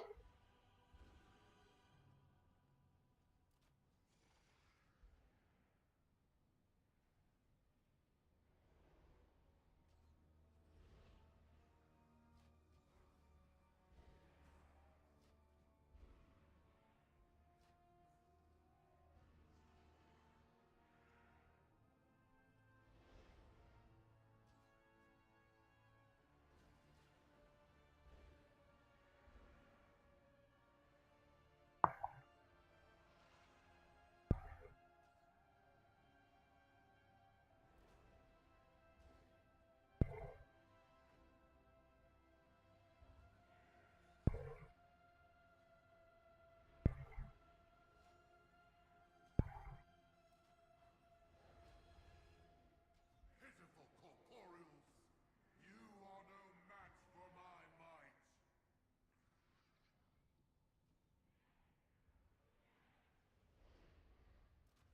Embrace my rule. Swear your fealty to me.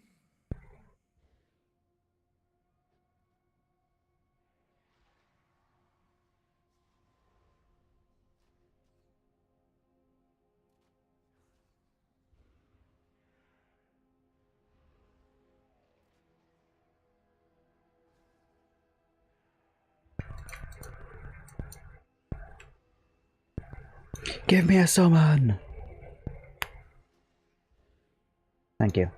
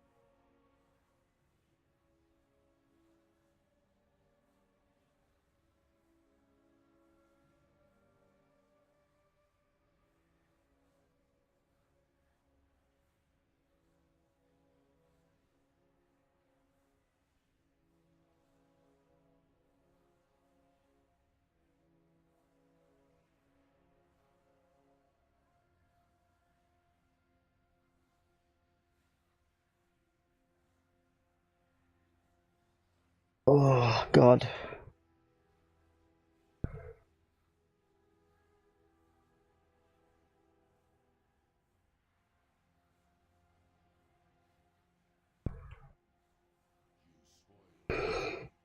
Alright, let's see if we actually finish this. I don't know, man.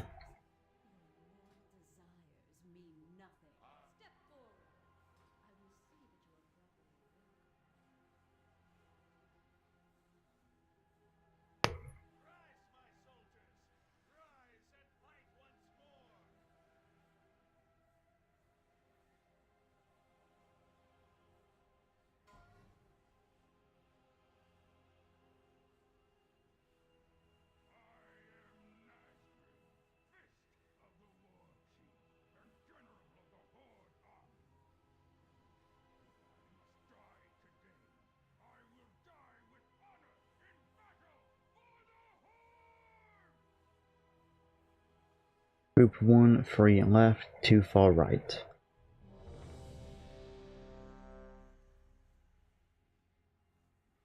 So I'm of that side.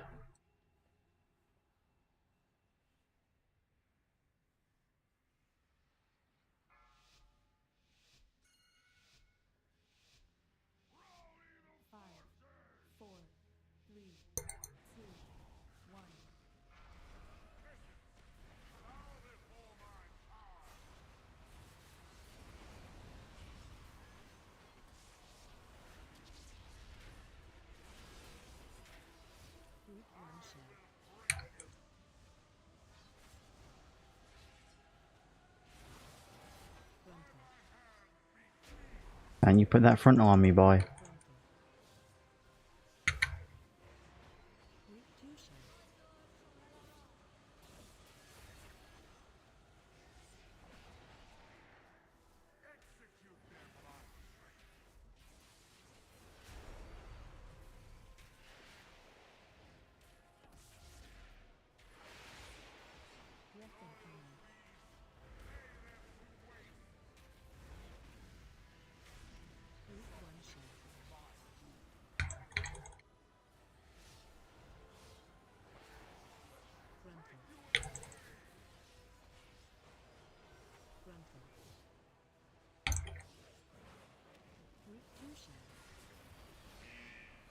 Owie.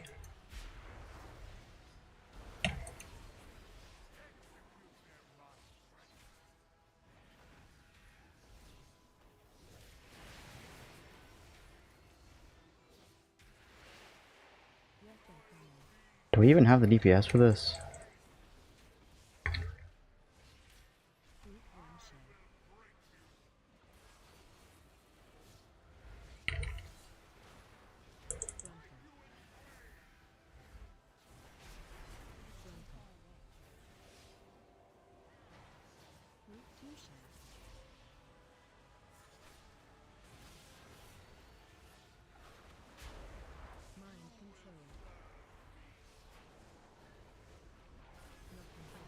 Get me out of that.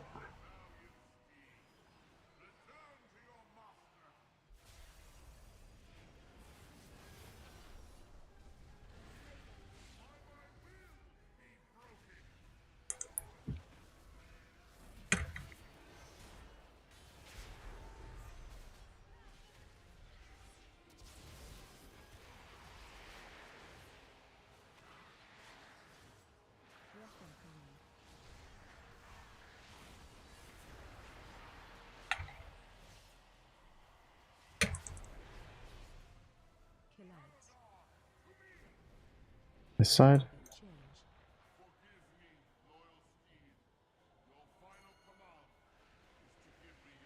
Oh shit, we skipped it.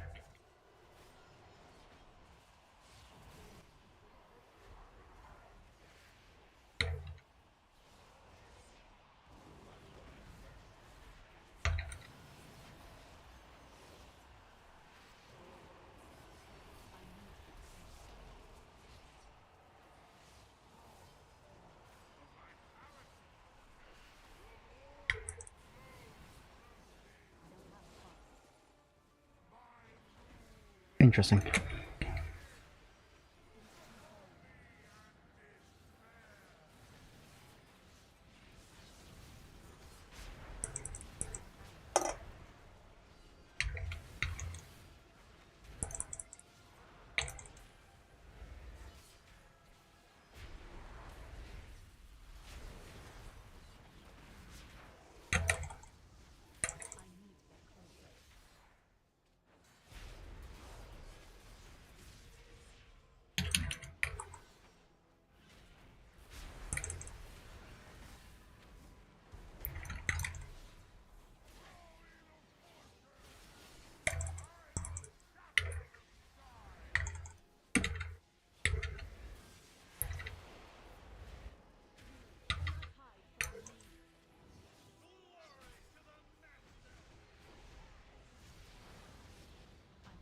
Oh, I finally got a heroic Nexus King kill.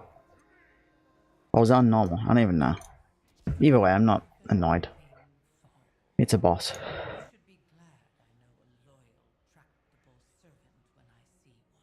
think it was normal, to be fair, but I was gonna say, that felt way too easy to be in heroic.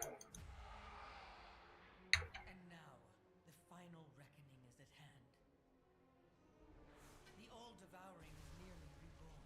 Go to the core of the Mana Forge. Prove your worth to me.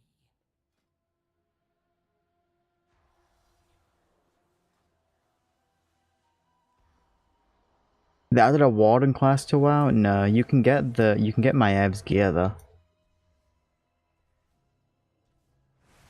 And weapons.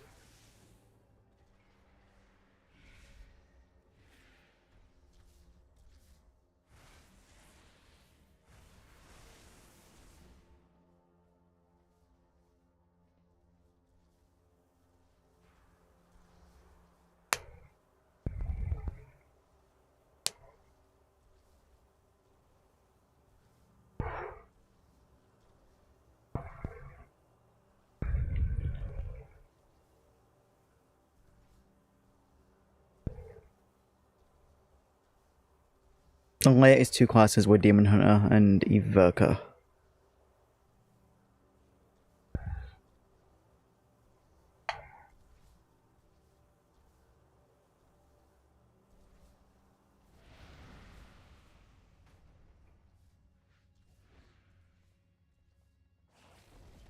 Alaria is fighting back the Shadow Guard. We're barely holding the Mana Forge together. How will we stop him? We won't. Not alone. Your champions will hold off Arceus until we can join the battle.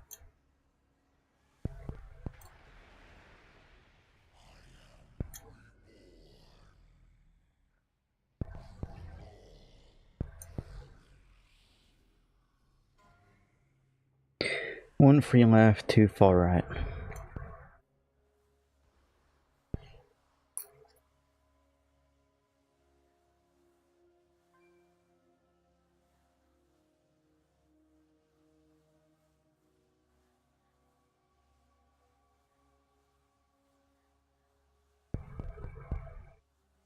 I love Illidan. He's my gut.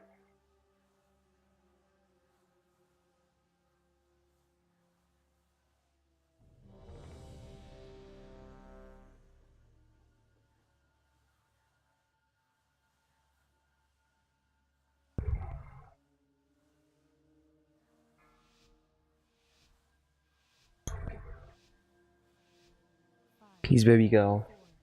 3, 2, 1.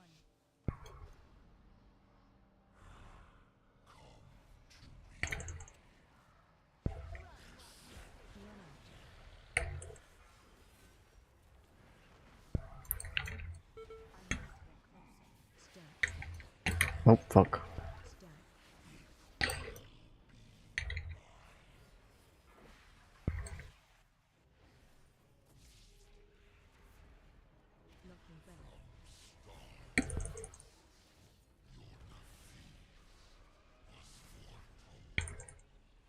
Has he gotten over his 10,000 year anger yet? When was the last time you played WoW? Other than Classic.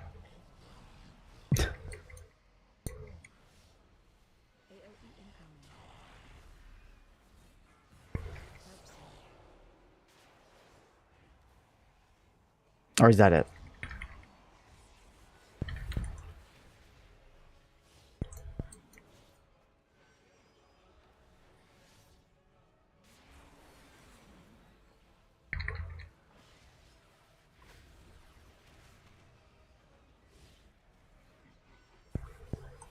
So that I know what to explain.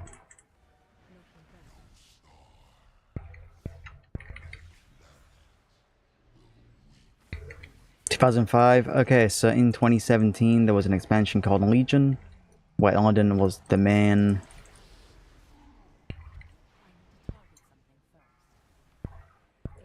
the main G.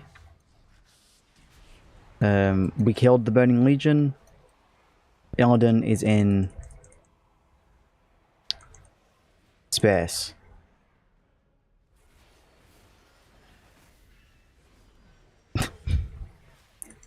He's in space, he's not angry anymore.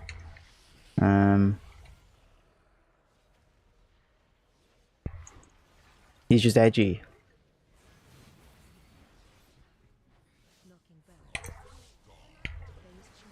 He's the guy imprisoning Sargeras. And the only people who have issues are his brother.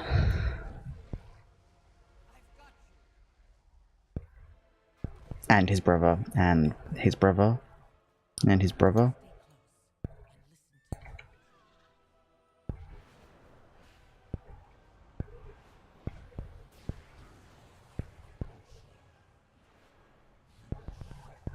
Malfurion just doesn't forgive Illidan for... Illidan did nothing wrong. Malfurion just never forgave Illidan.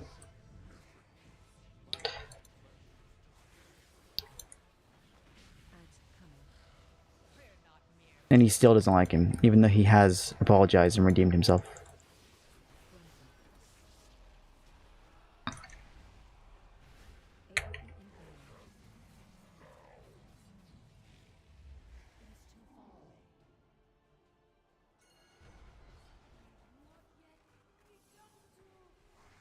He has not forgiven him. Tyrande has.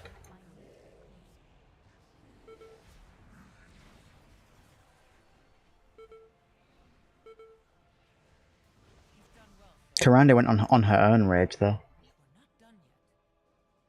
Not at Illidan, at Sylvanas.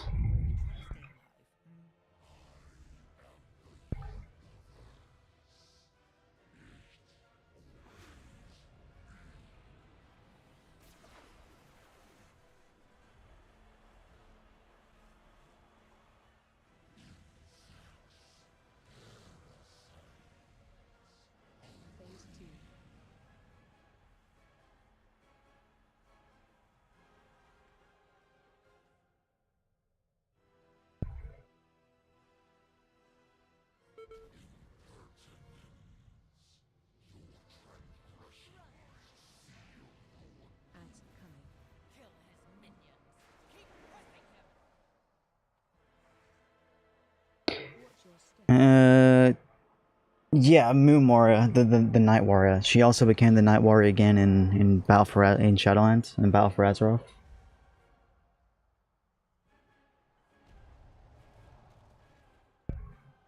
She became angry against Sylvanas.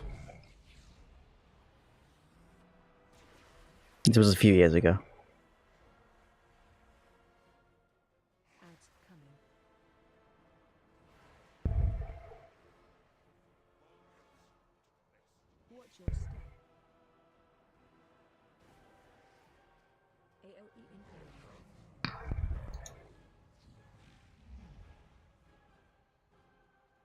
She got angry at Sylvanas because Sylvanas burned down the tree.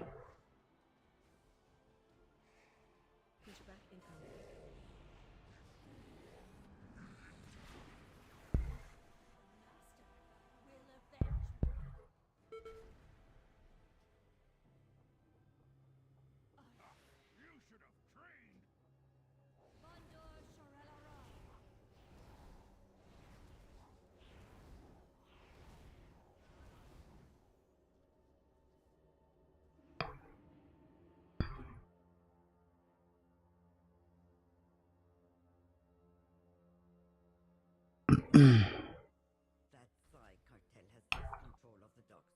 I need someone competent to sort it out for them. Let me out of here.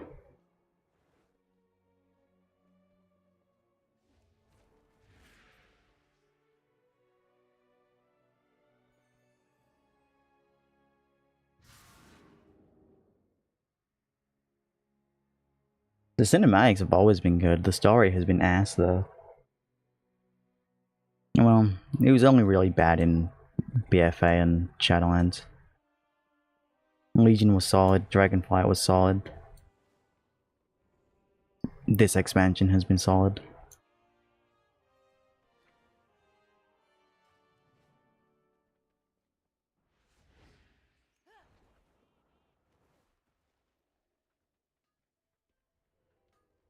My directive is to serve you.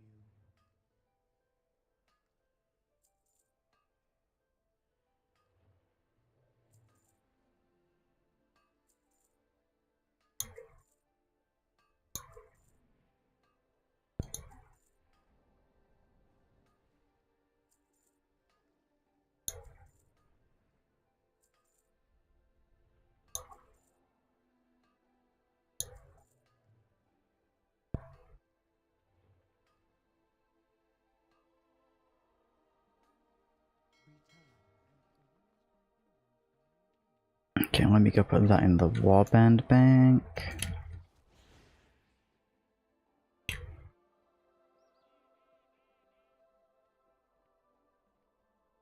I have an extended supply of goods for outlanders.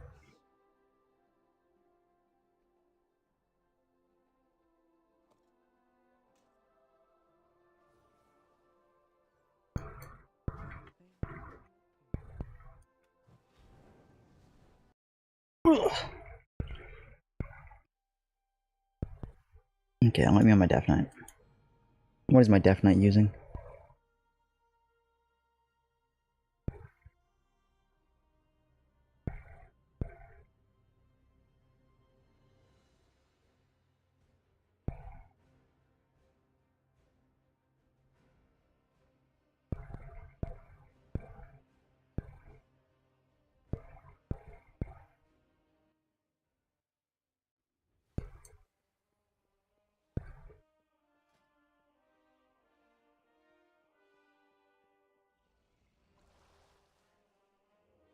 The dredge stuff. A shit trinket.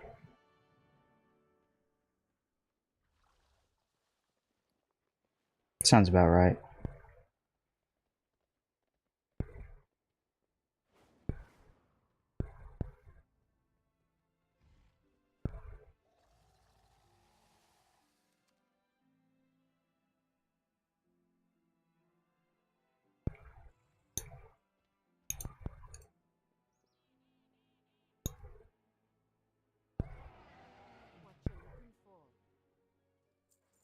And sell all this stuff.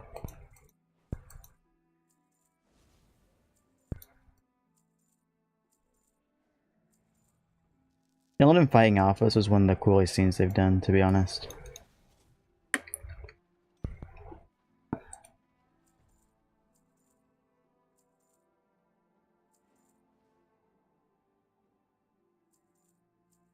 Not much has topped it. Hello, Hikaru Kami. Be good.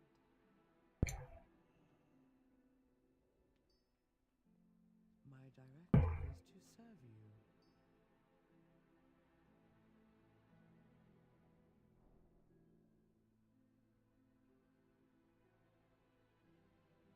Why is it telling me to what?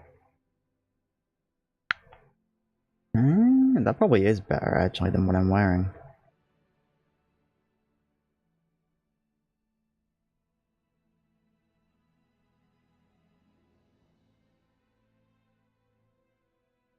And that is too.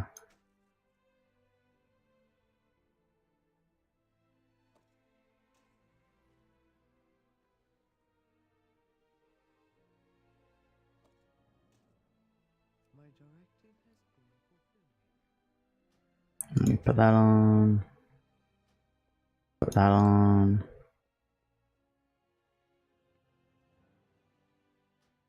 Put that on.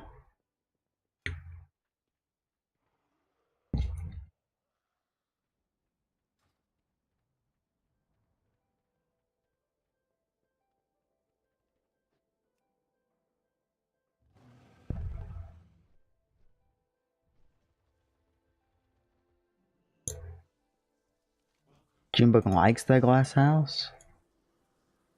That's bold.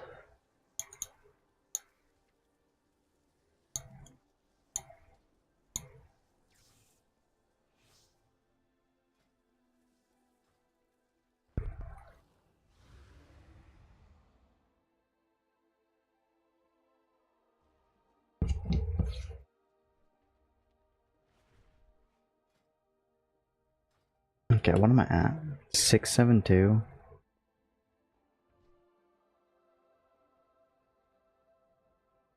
It's called a greenhouse. How about you greenhouse these nuts with your mouth?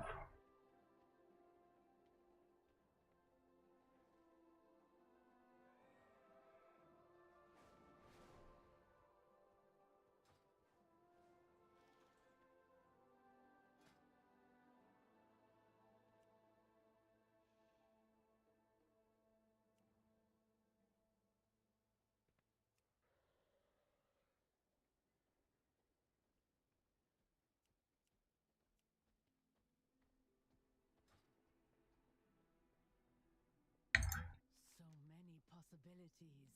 In unity, find strength.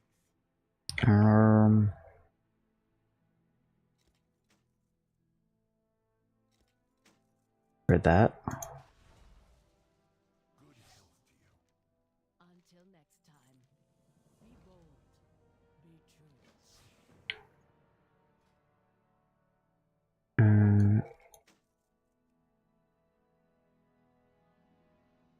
Yeah, sure. I'll put that to that, and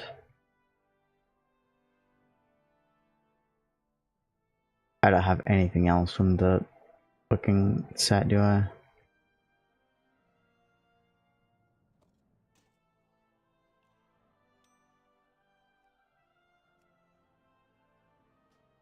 Guess I'll do that.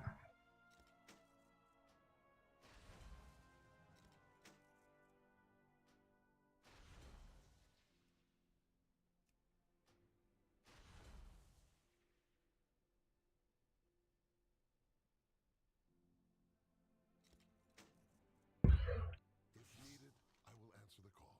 Farewell. Until next time, be bold, be true. It is a world of wonders.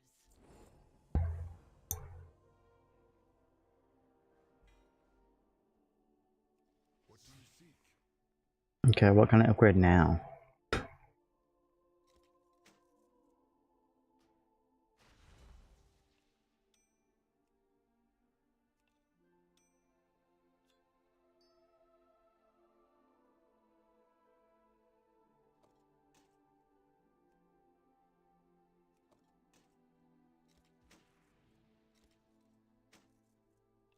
Does anything have a 0 upgrade? No.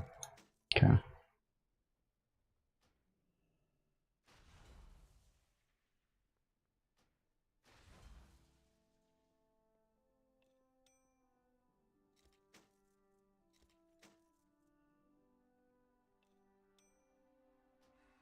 Get that.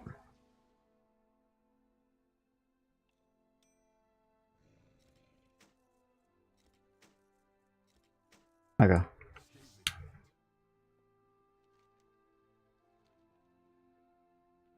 I'll be able to get crests from somewhere.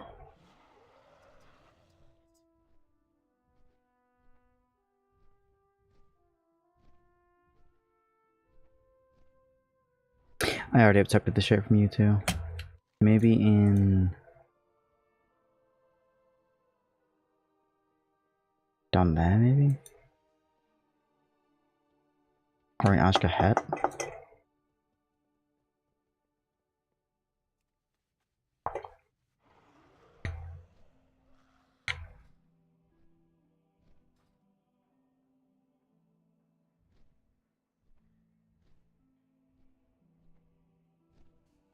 What is your command?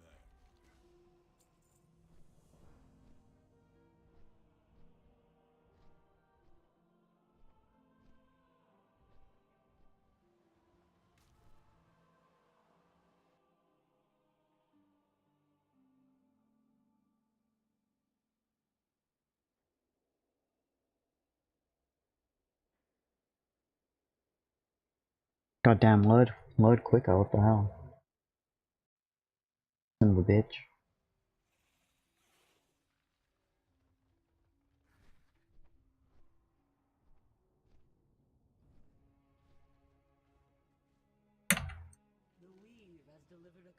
Okay, this does have stuff for me.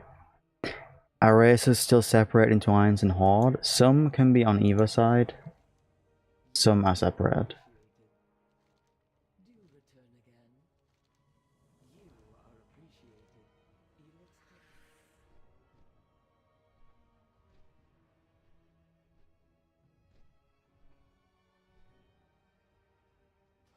The weave has delivered a customer. Yeah, Pandaren and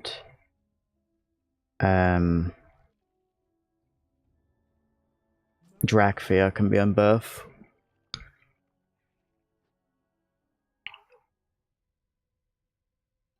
Everything else is separated, but you can all play with each other.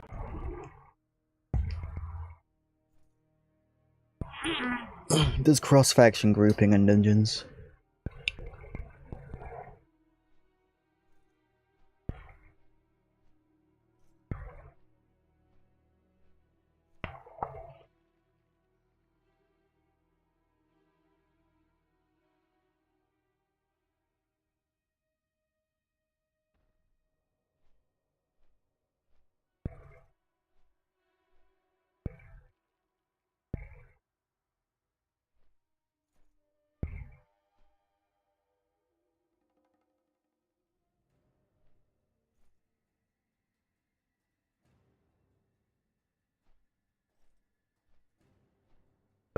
Fuck, man.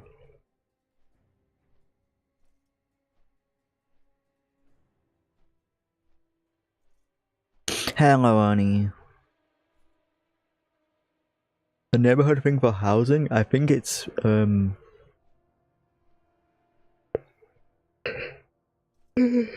sorry. I believe it's the location the house is at, the location the neighborhood is at. Like, if it's in a hard area, you can only have hard things on the outside of your house, but on the inside of your house, you can have whatever. I think that's what it was.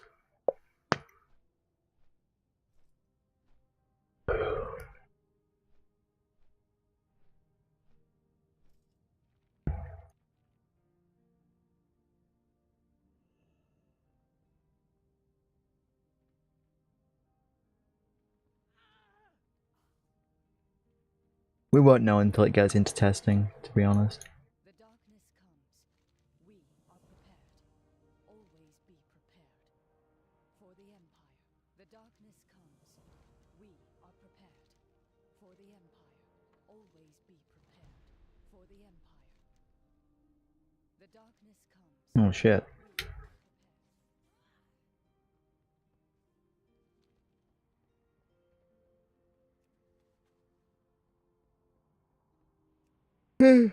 Fuck, why am I tired?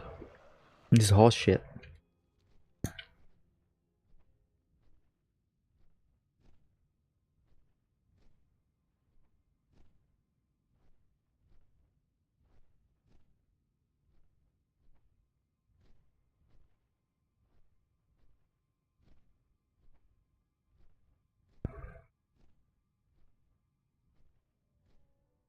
Hold the line! Keep your strikes decisive and your aim true! May the flame guide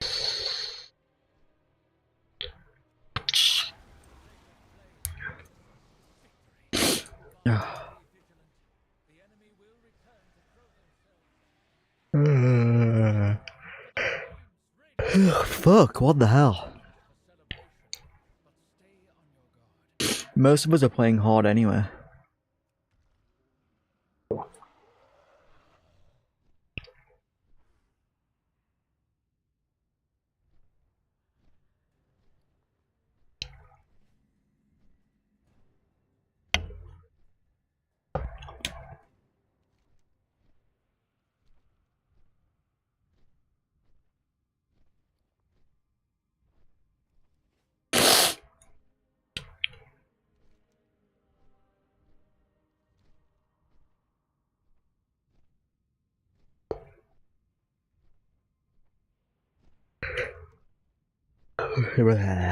Like, I have characters on both sides, but like, I play on both regardless.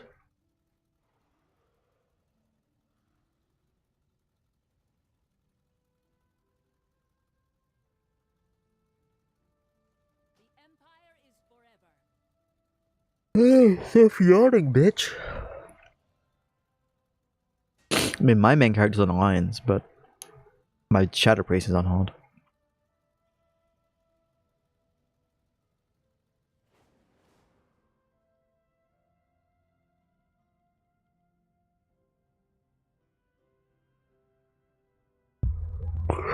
Fucking god.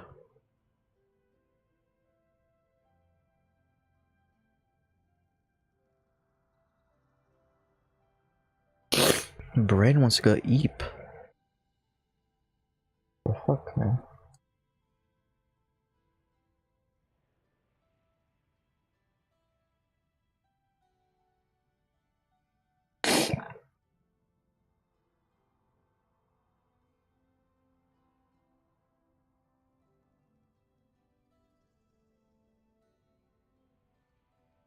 Pod doesn't have an A in it.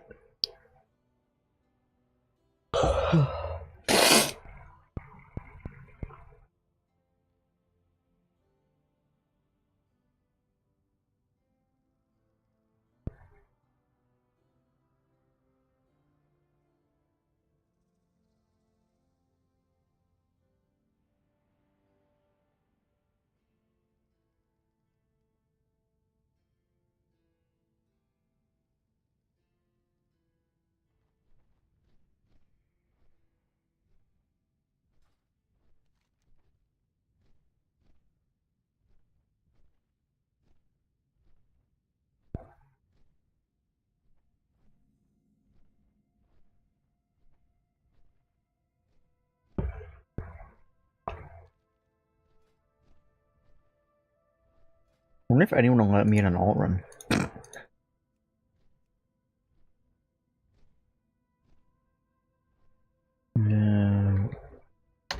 Raider IO.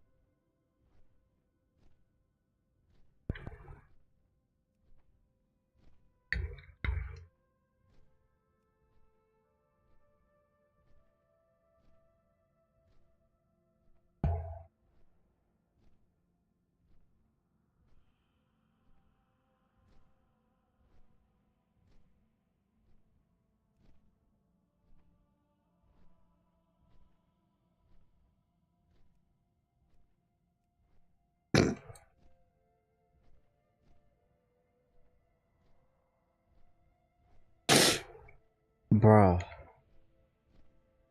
Why am I so tired?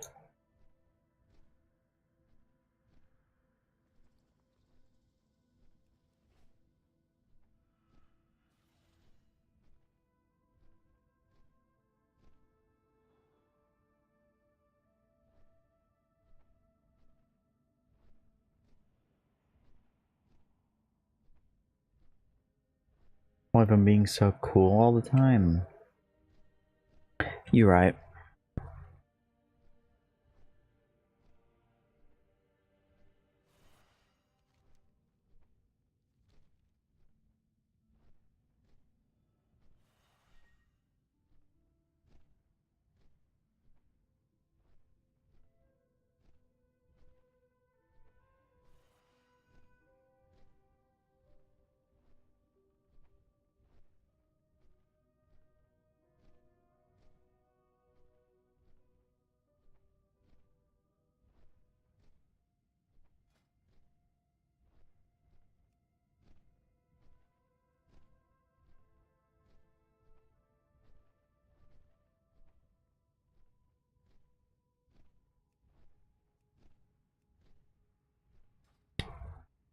I am cool all the time. Why the hell did he invite me to this?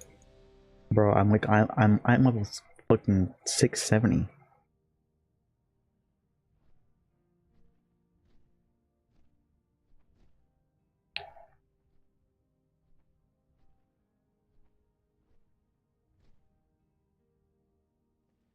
Alright.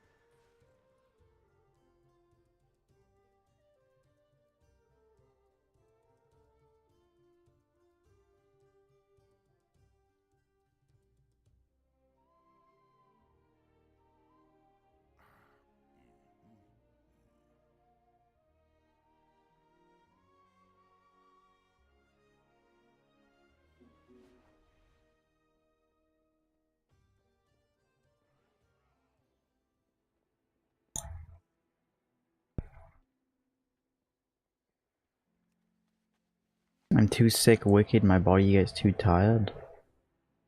I'm just old.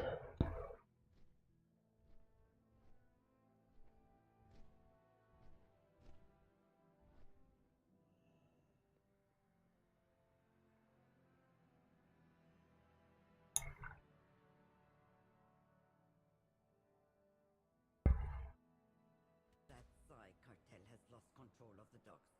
I need someone competent to sort it out for them.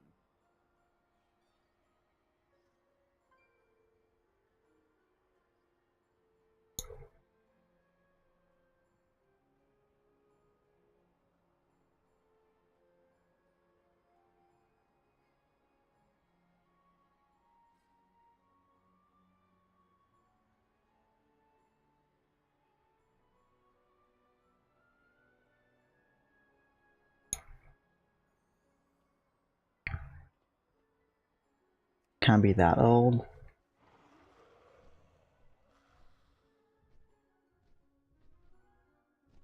I was born at the dawn of time.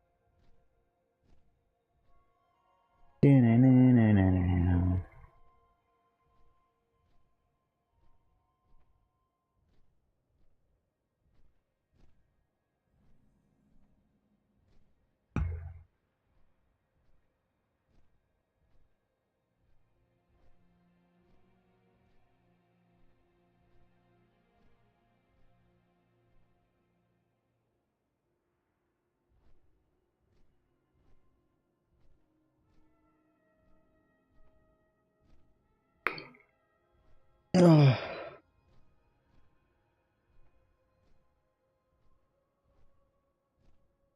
How much older than are you than Squid?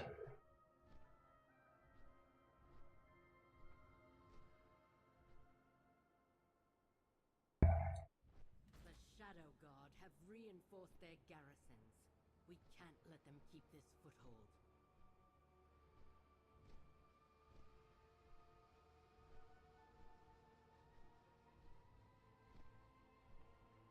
You've been in a call with someone older than you.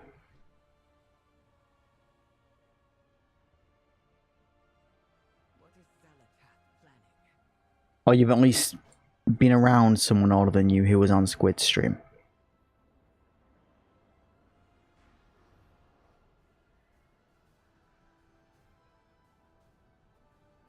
Not going to say who though.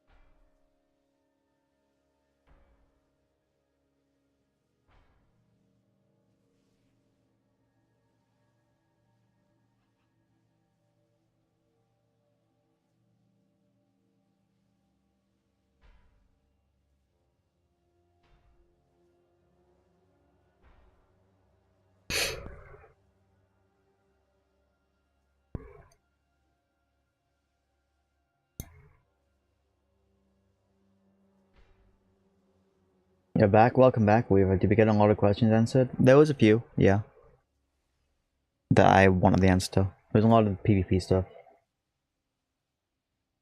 Which is what I normally focus on.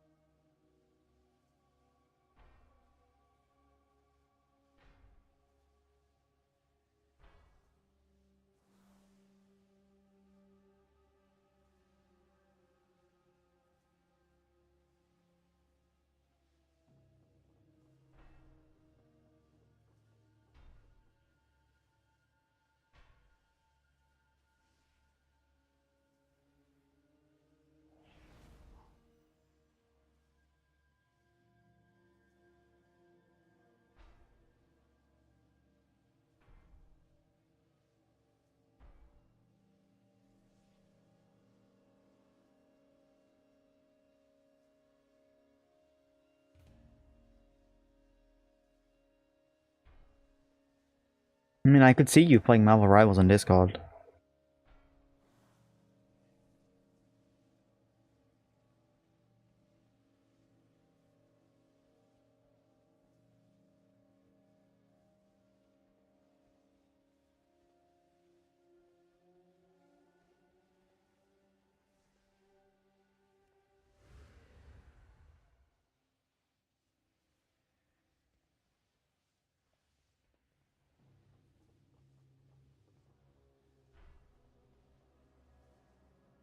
I don't know why they even let me in this raid.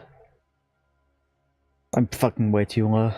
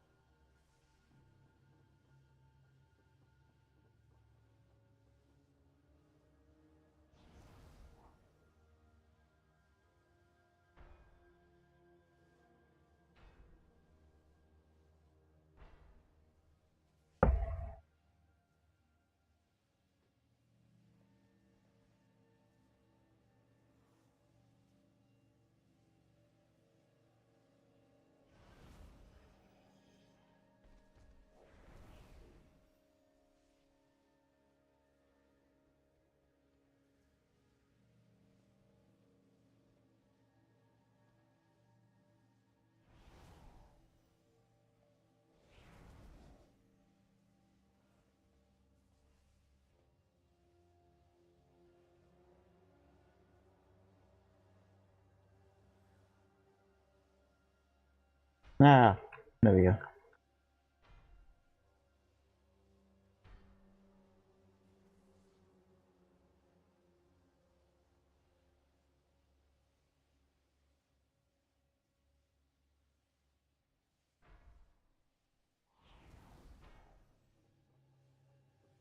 Interesting.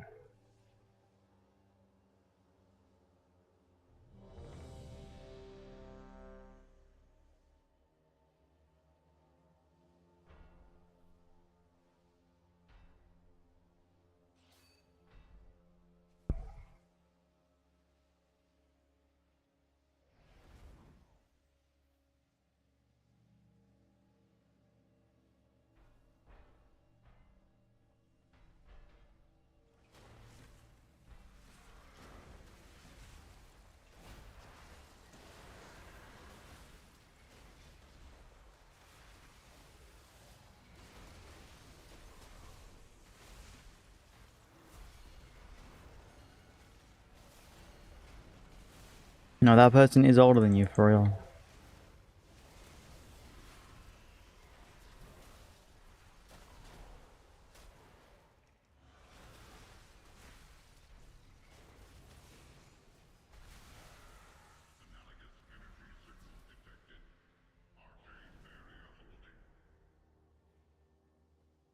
have tripped the Manaforge's security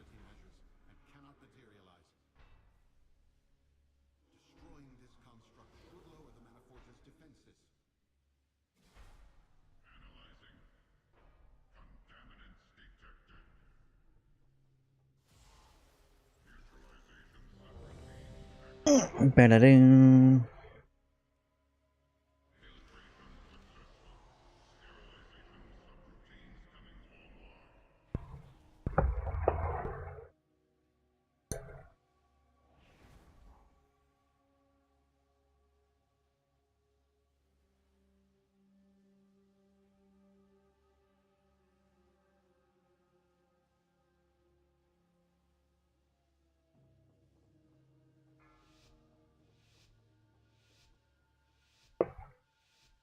Five, four, three, two, one.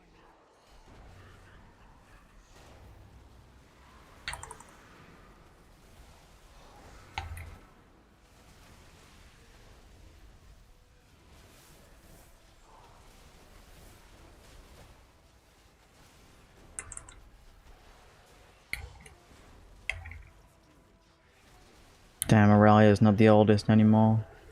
How sad.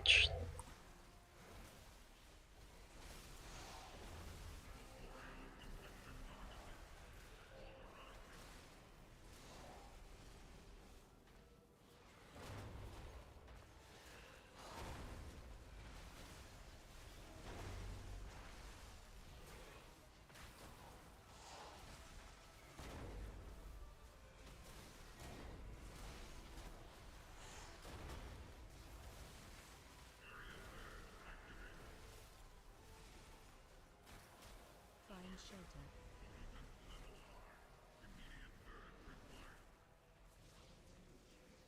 shelter. You're over it already? That was quick.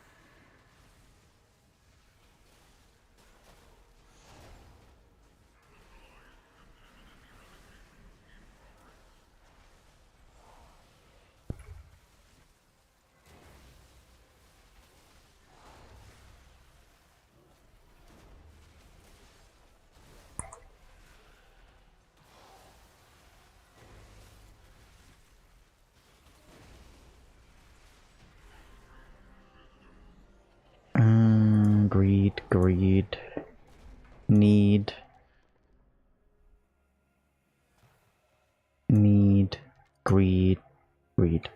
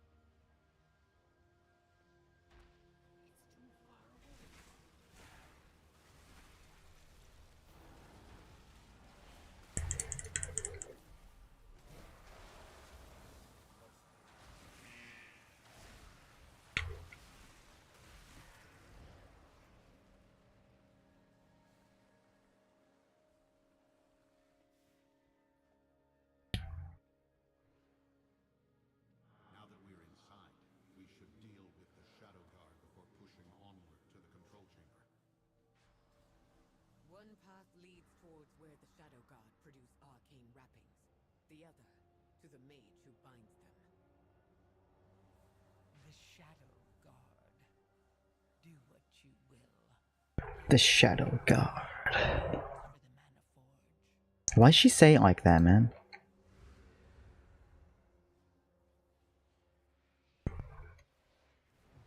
She's trying to fuck?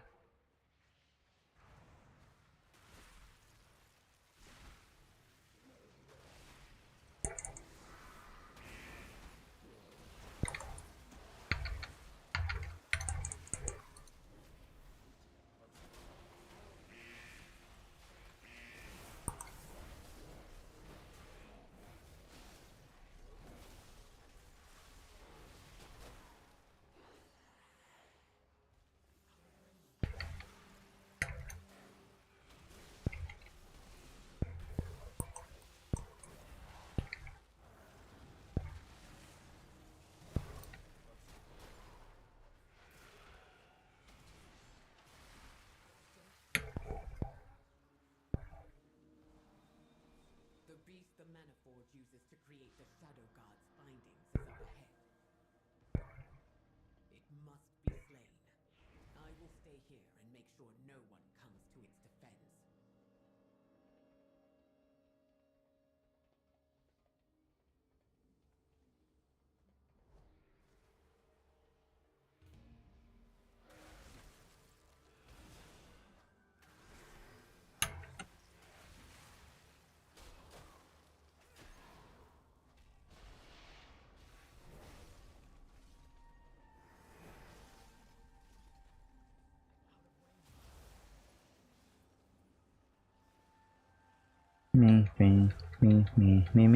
Me.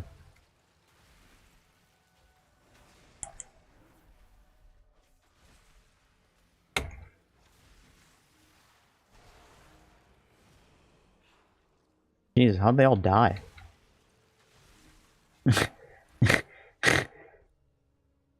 Well, that just happened.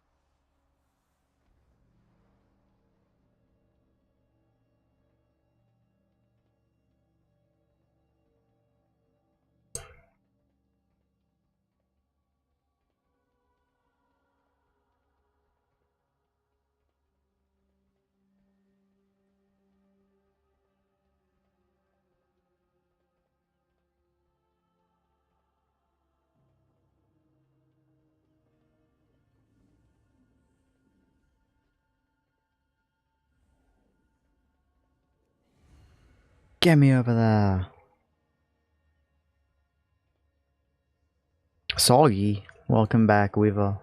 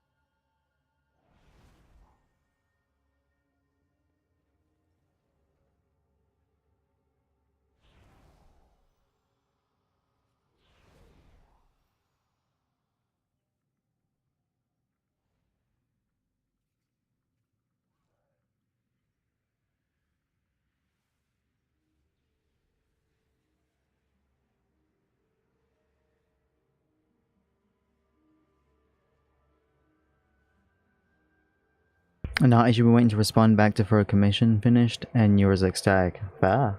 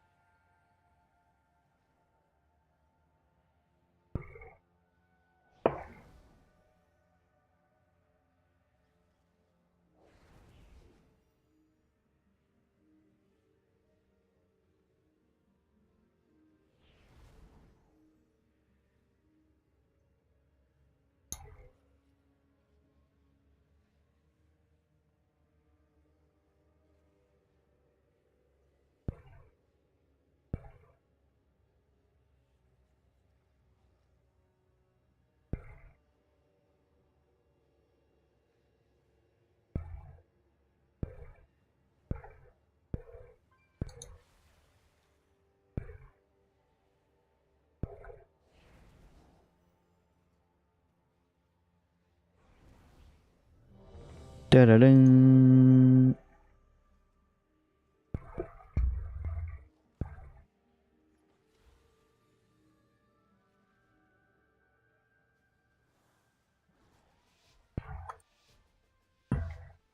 Oh, they just pulled the ripcord immediately.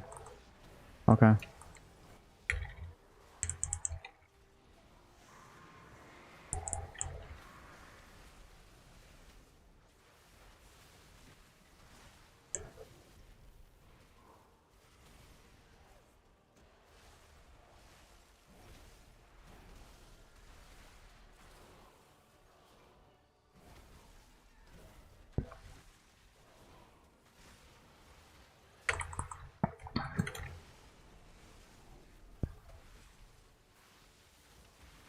Special coming.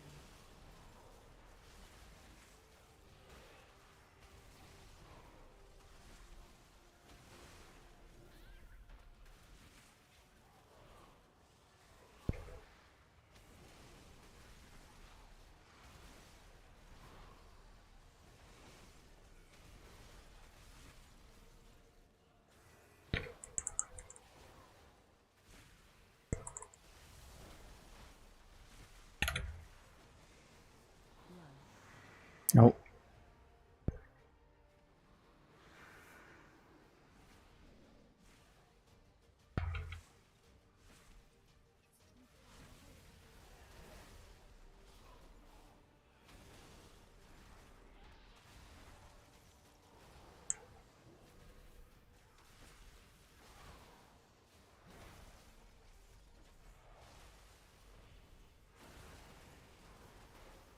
Looking back.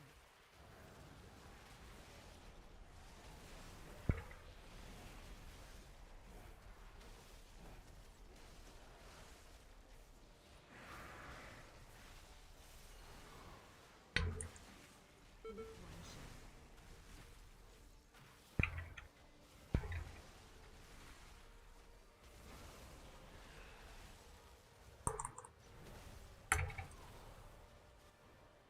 Watch your feet.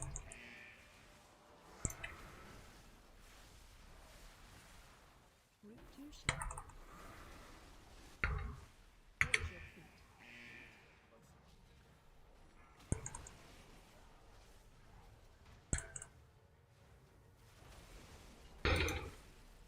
Is that an Arubian? A Void Arubian? Yes, technically.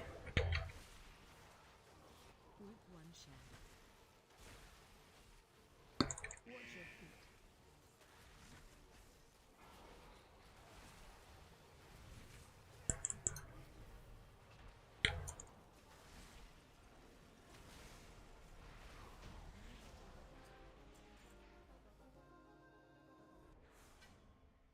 Without that beat, Riding at shit, what the hell? will dwindle. Fuck. Return to the center of the mana forge. We need to determine our next course of action.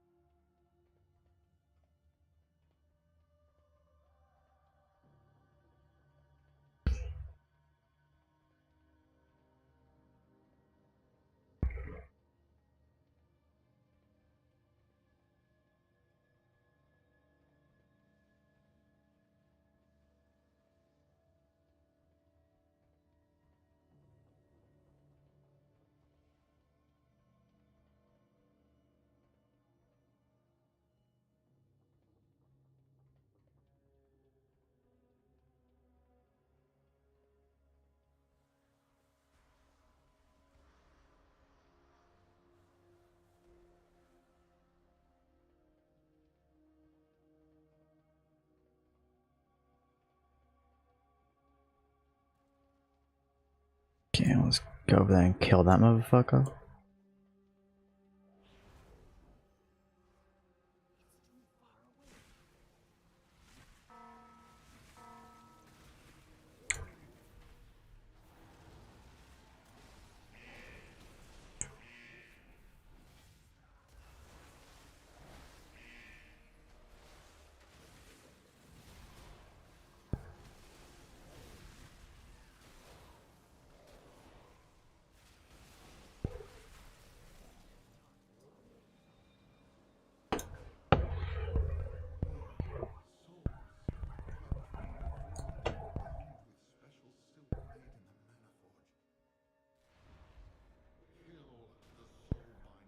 Kill the Soulbinder. I will keep any security measures from impeding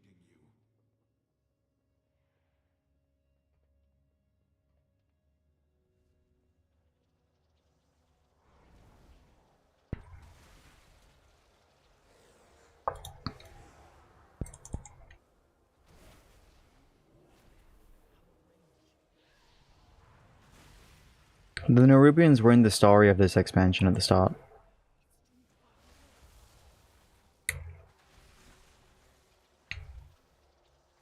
And Anubarak has been dead since Wrath of the Lich King.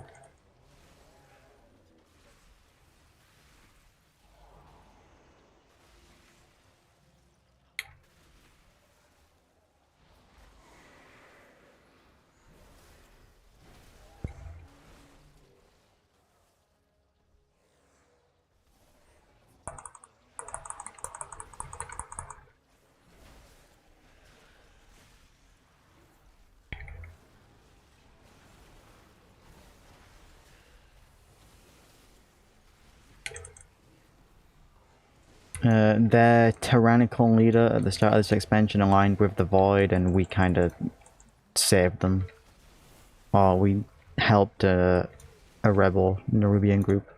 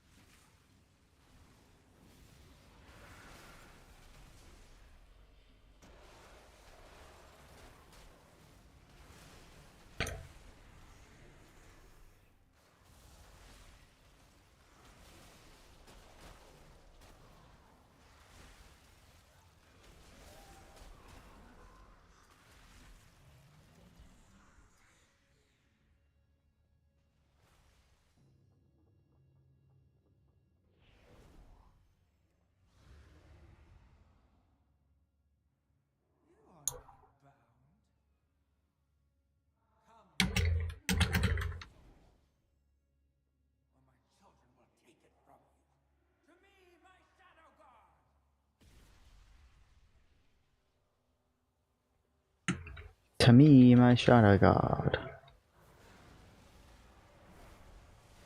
Murder them.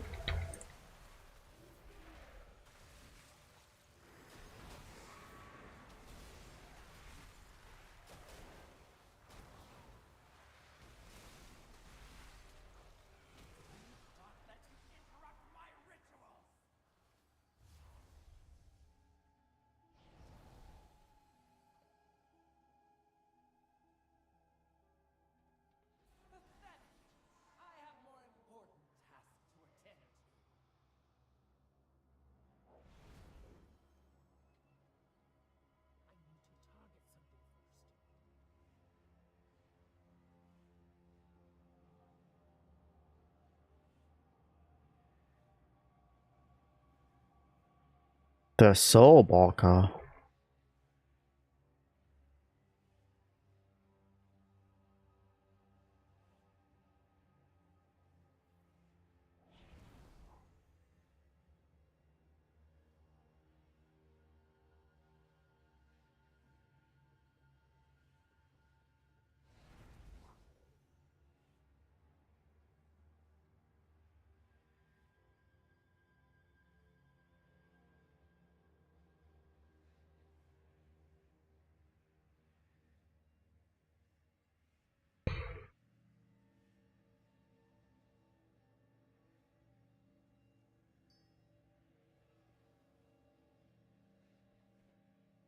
Probably not, but there are some weird people on the internet like you, so maybe it has.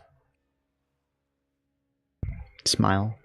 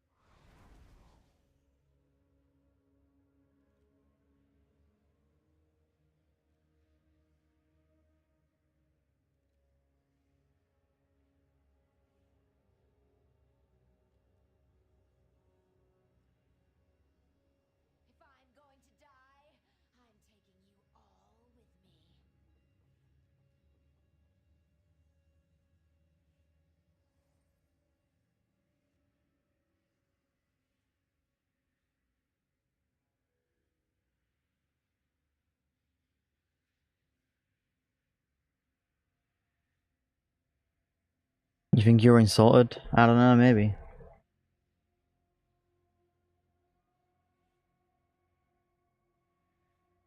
On a weirdness scale from 1 to 10, what vibe do you give off, Weaver? You're like a 7.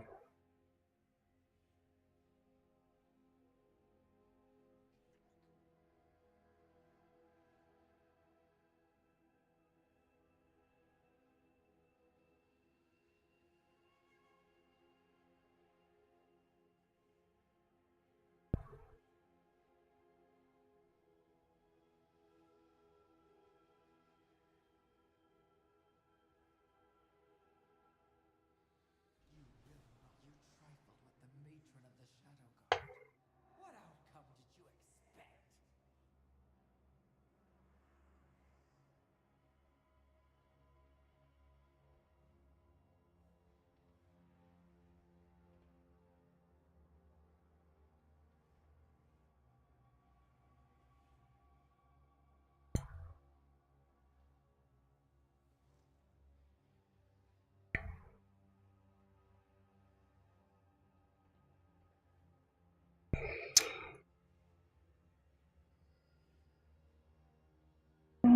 Stretch.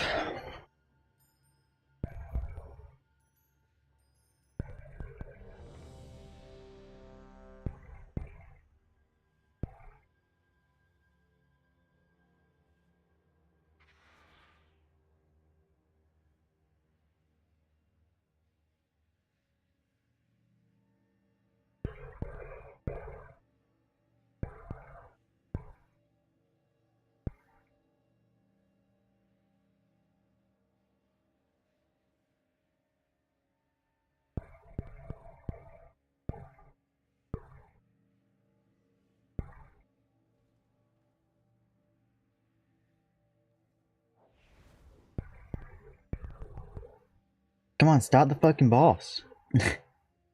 Ah.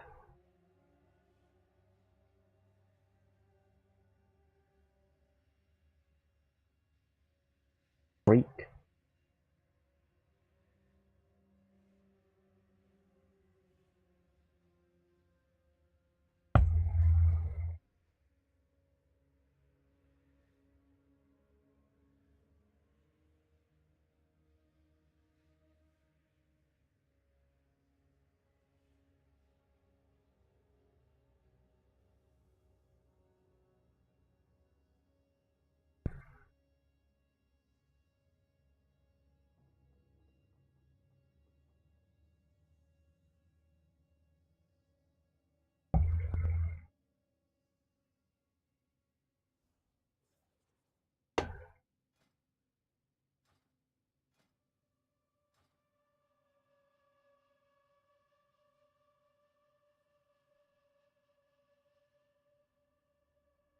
God, Jesus, man. I just want to get the boss done.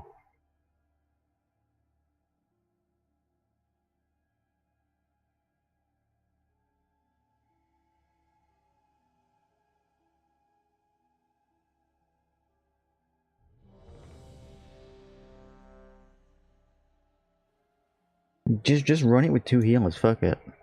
Blast them.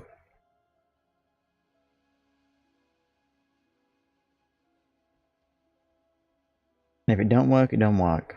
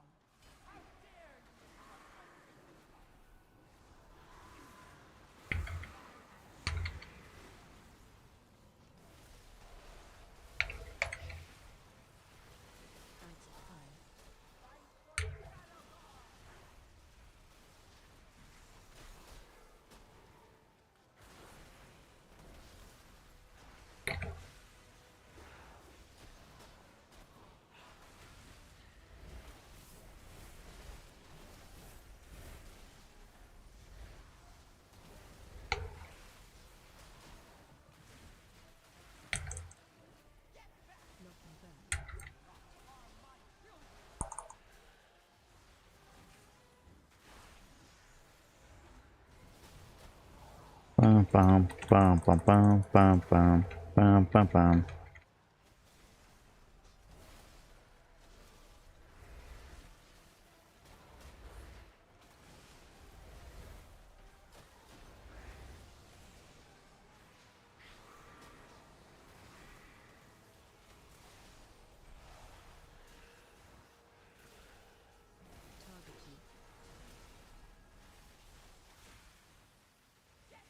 Knocking back.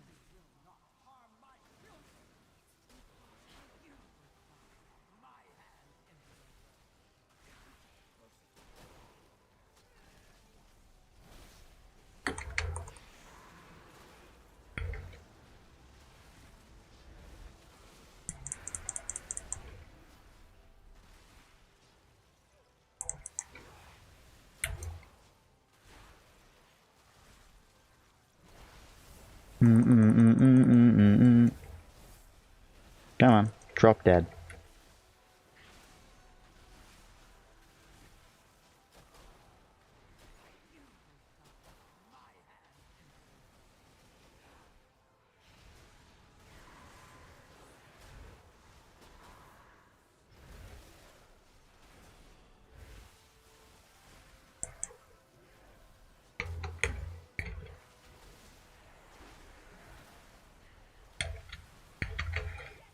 Knocking back.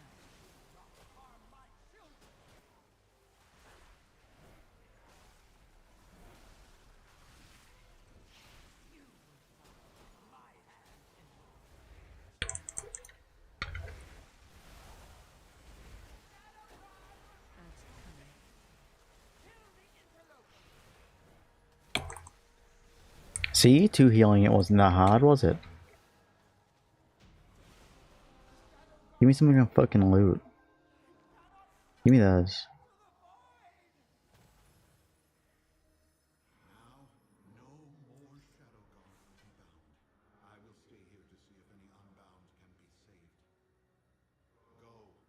Okay, right, I'm gonna go raid Luna. Thank you guys for watching on Twitch. I appreciate you guys very much. I'll be back tomorrow with Hikaru Kami. And maybe I'll stream some WoW tomorrow as well with Janine. I appreciate you guys.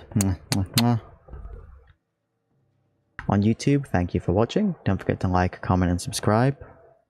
I'll see you guys later.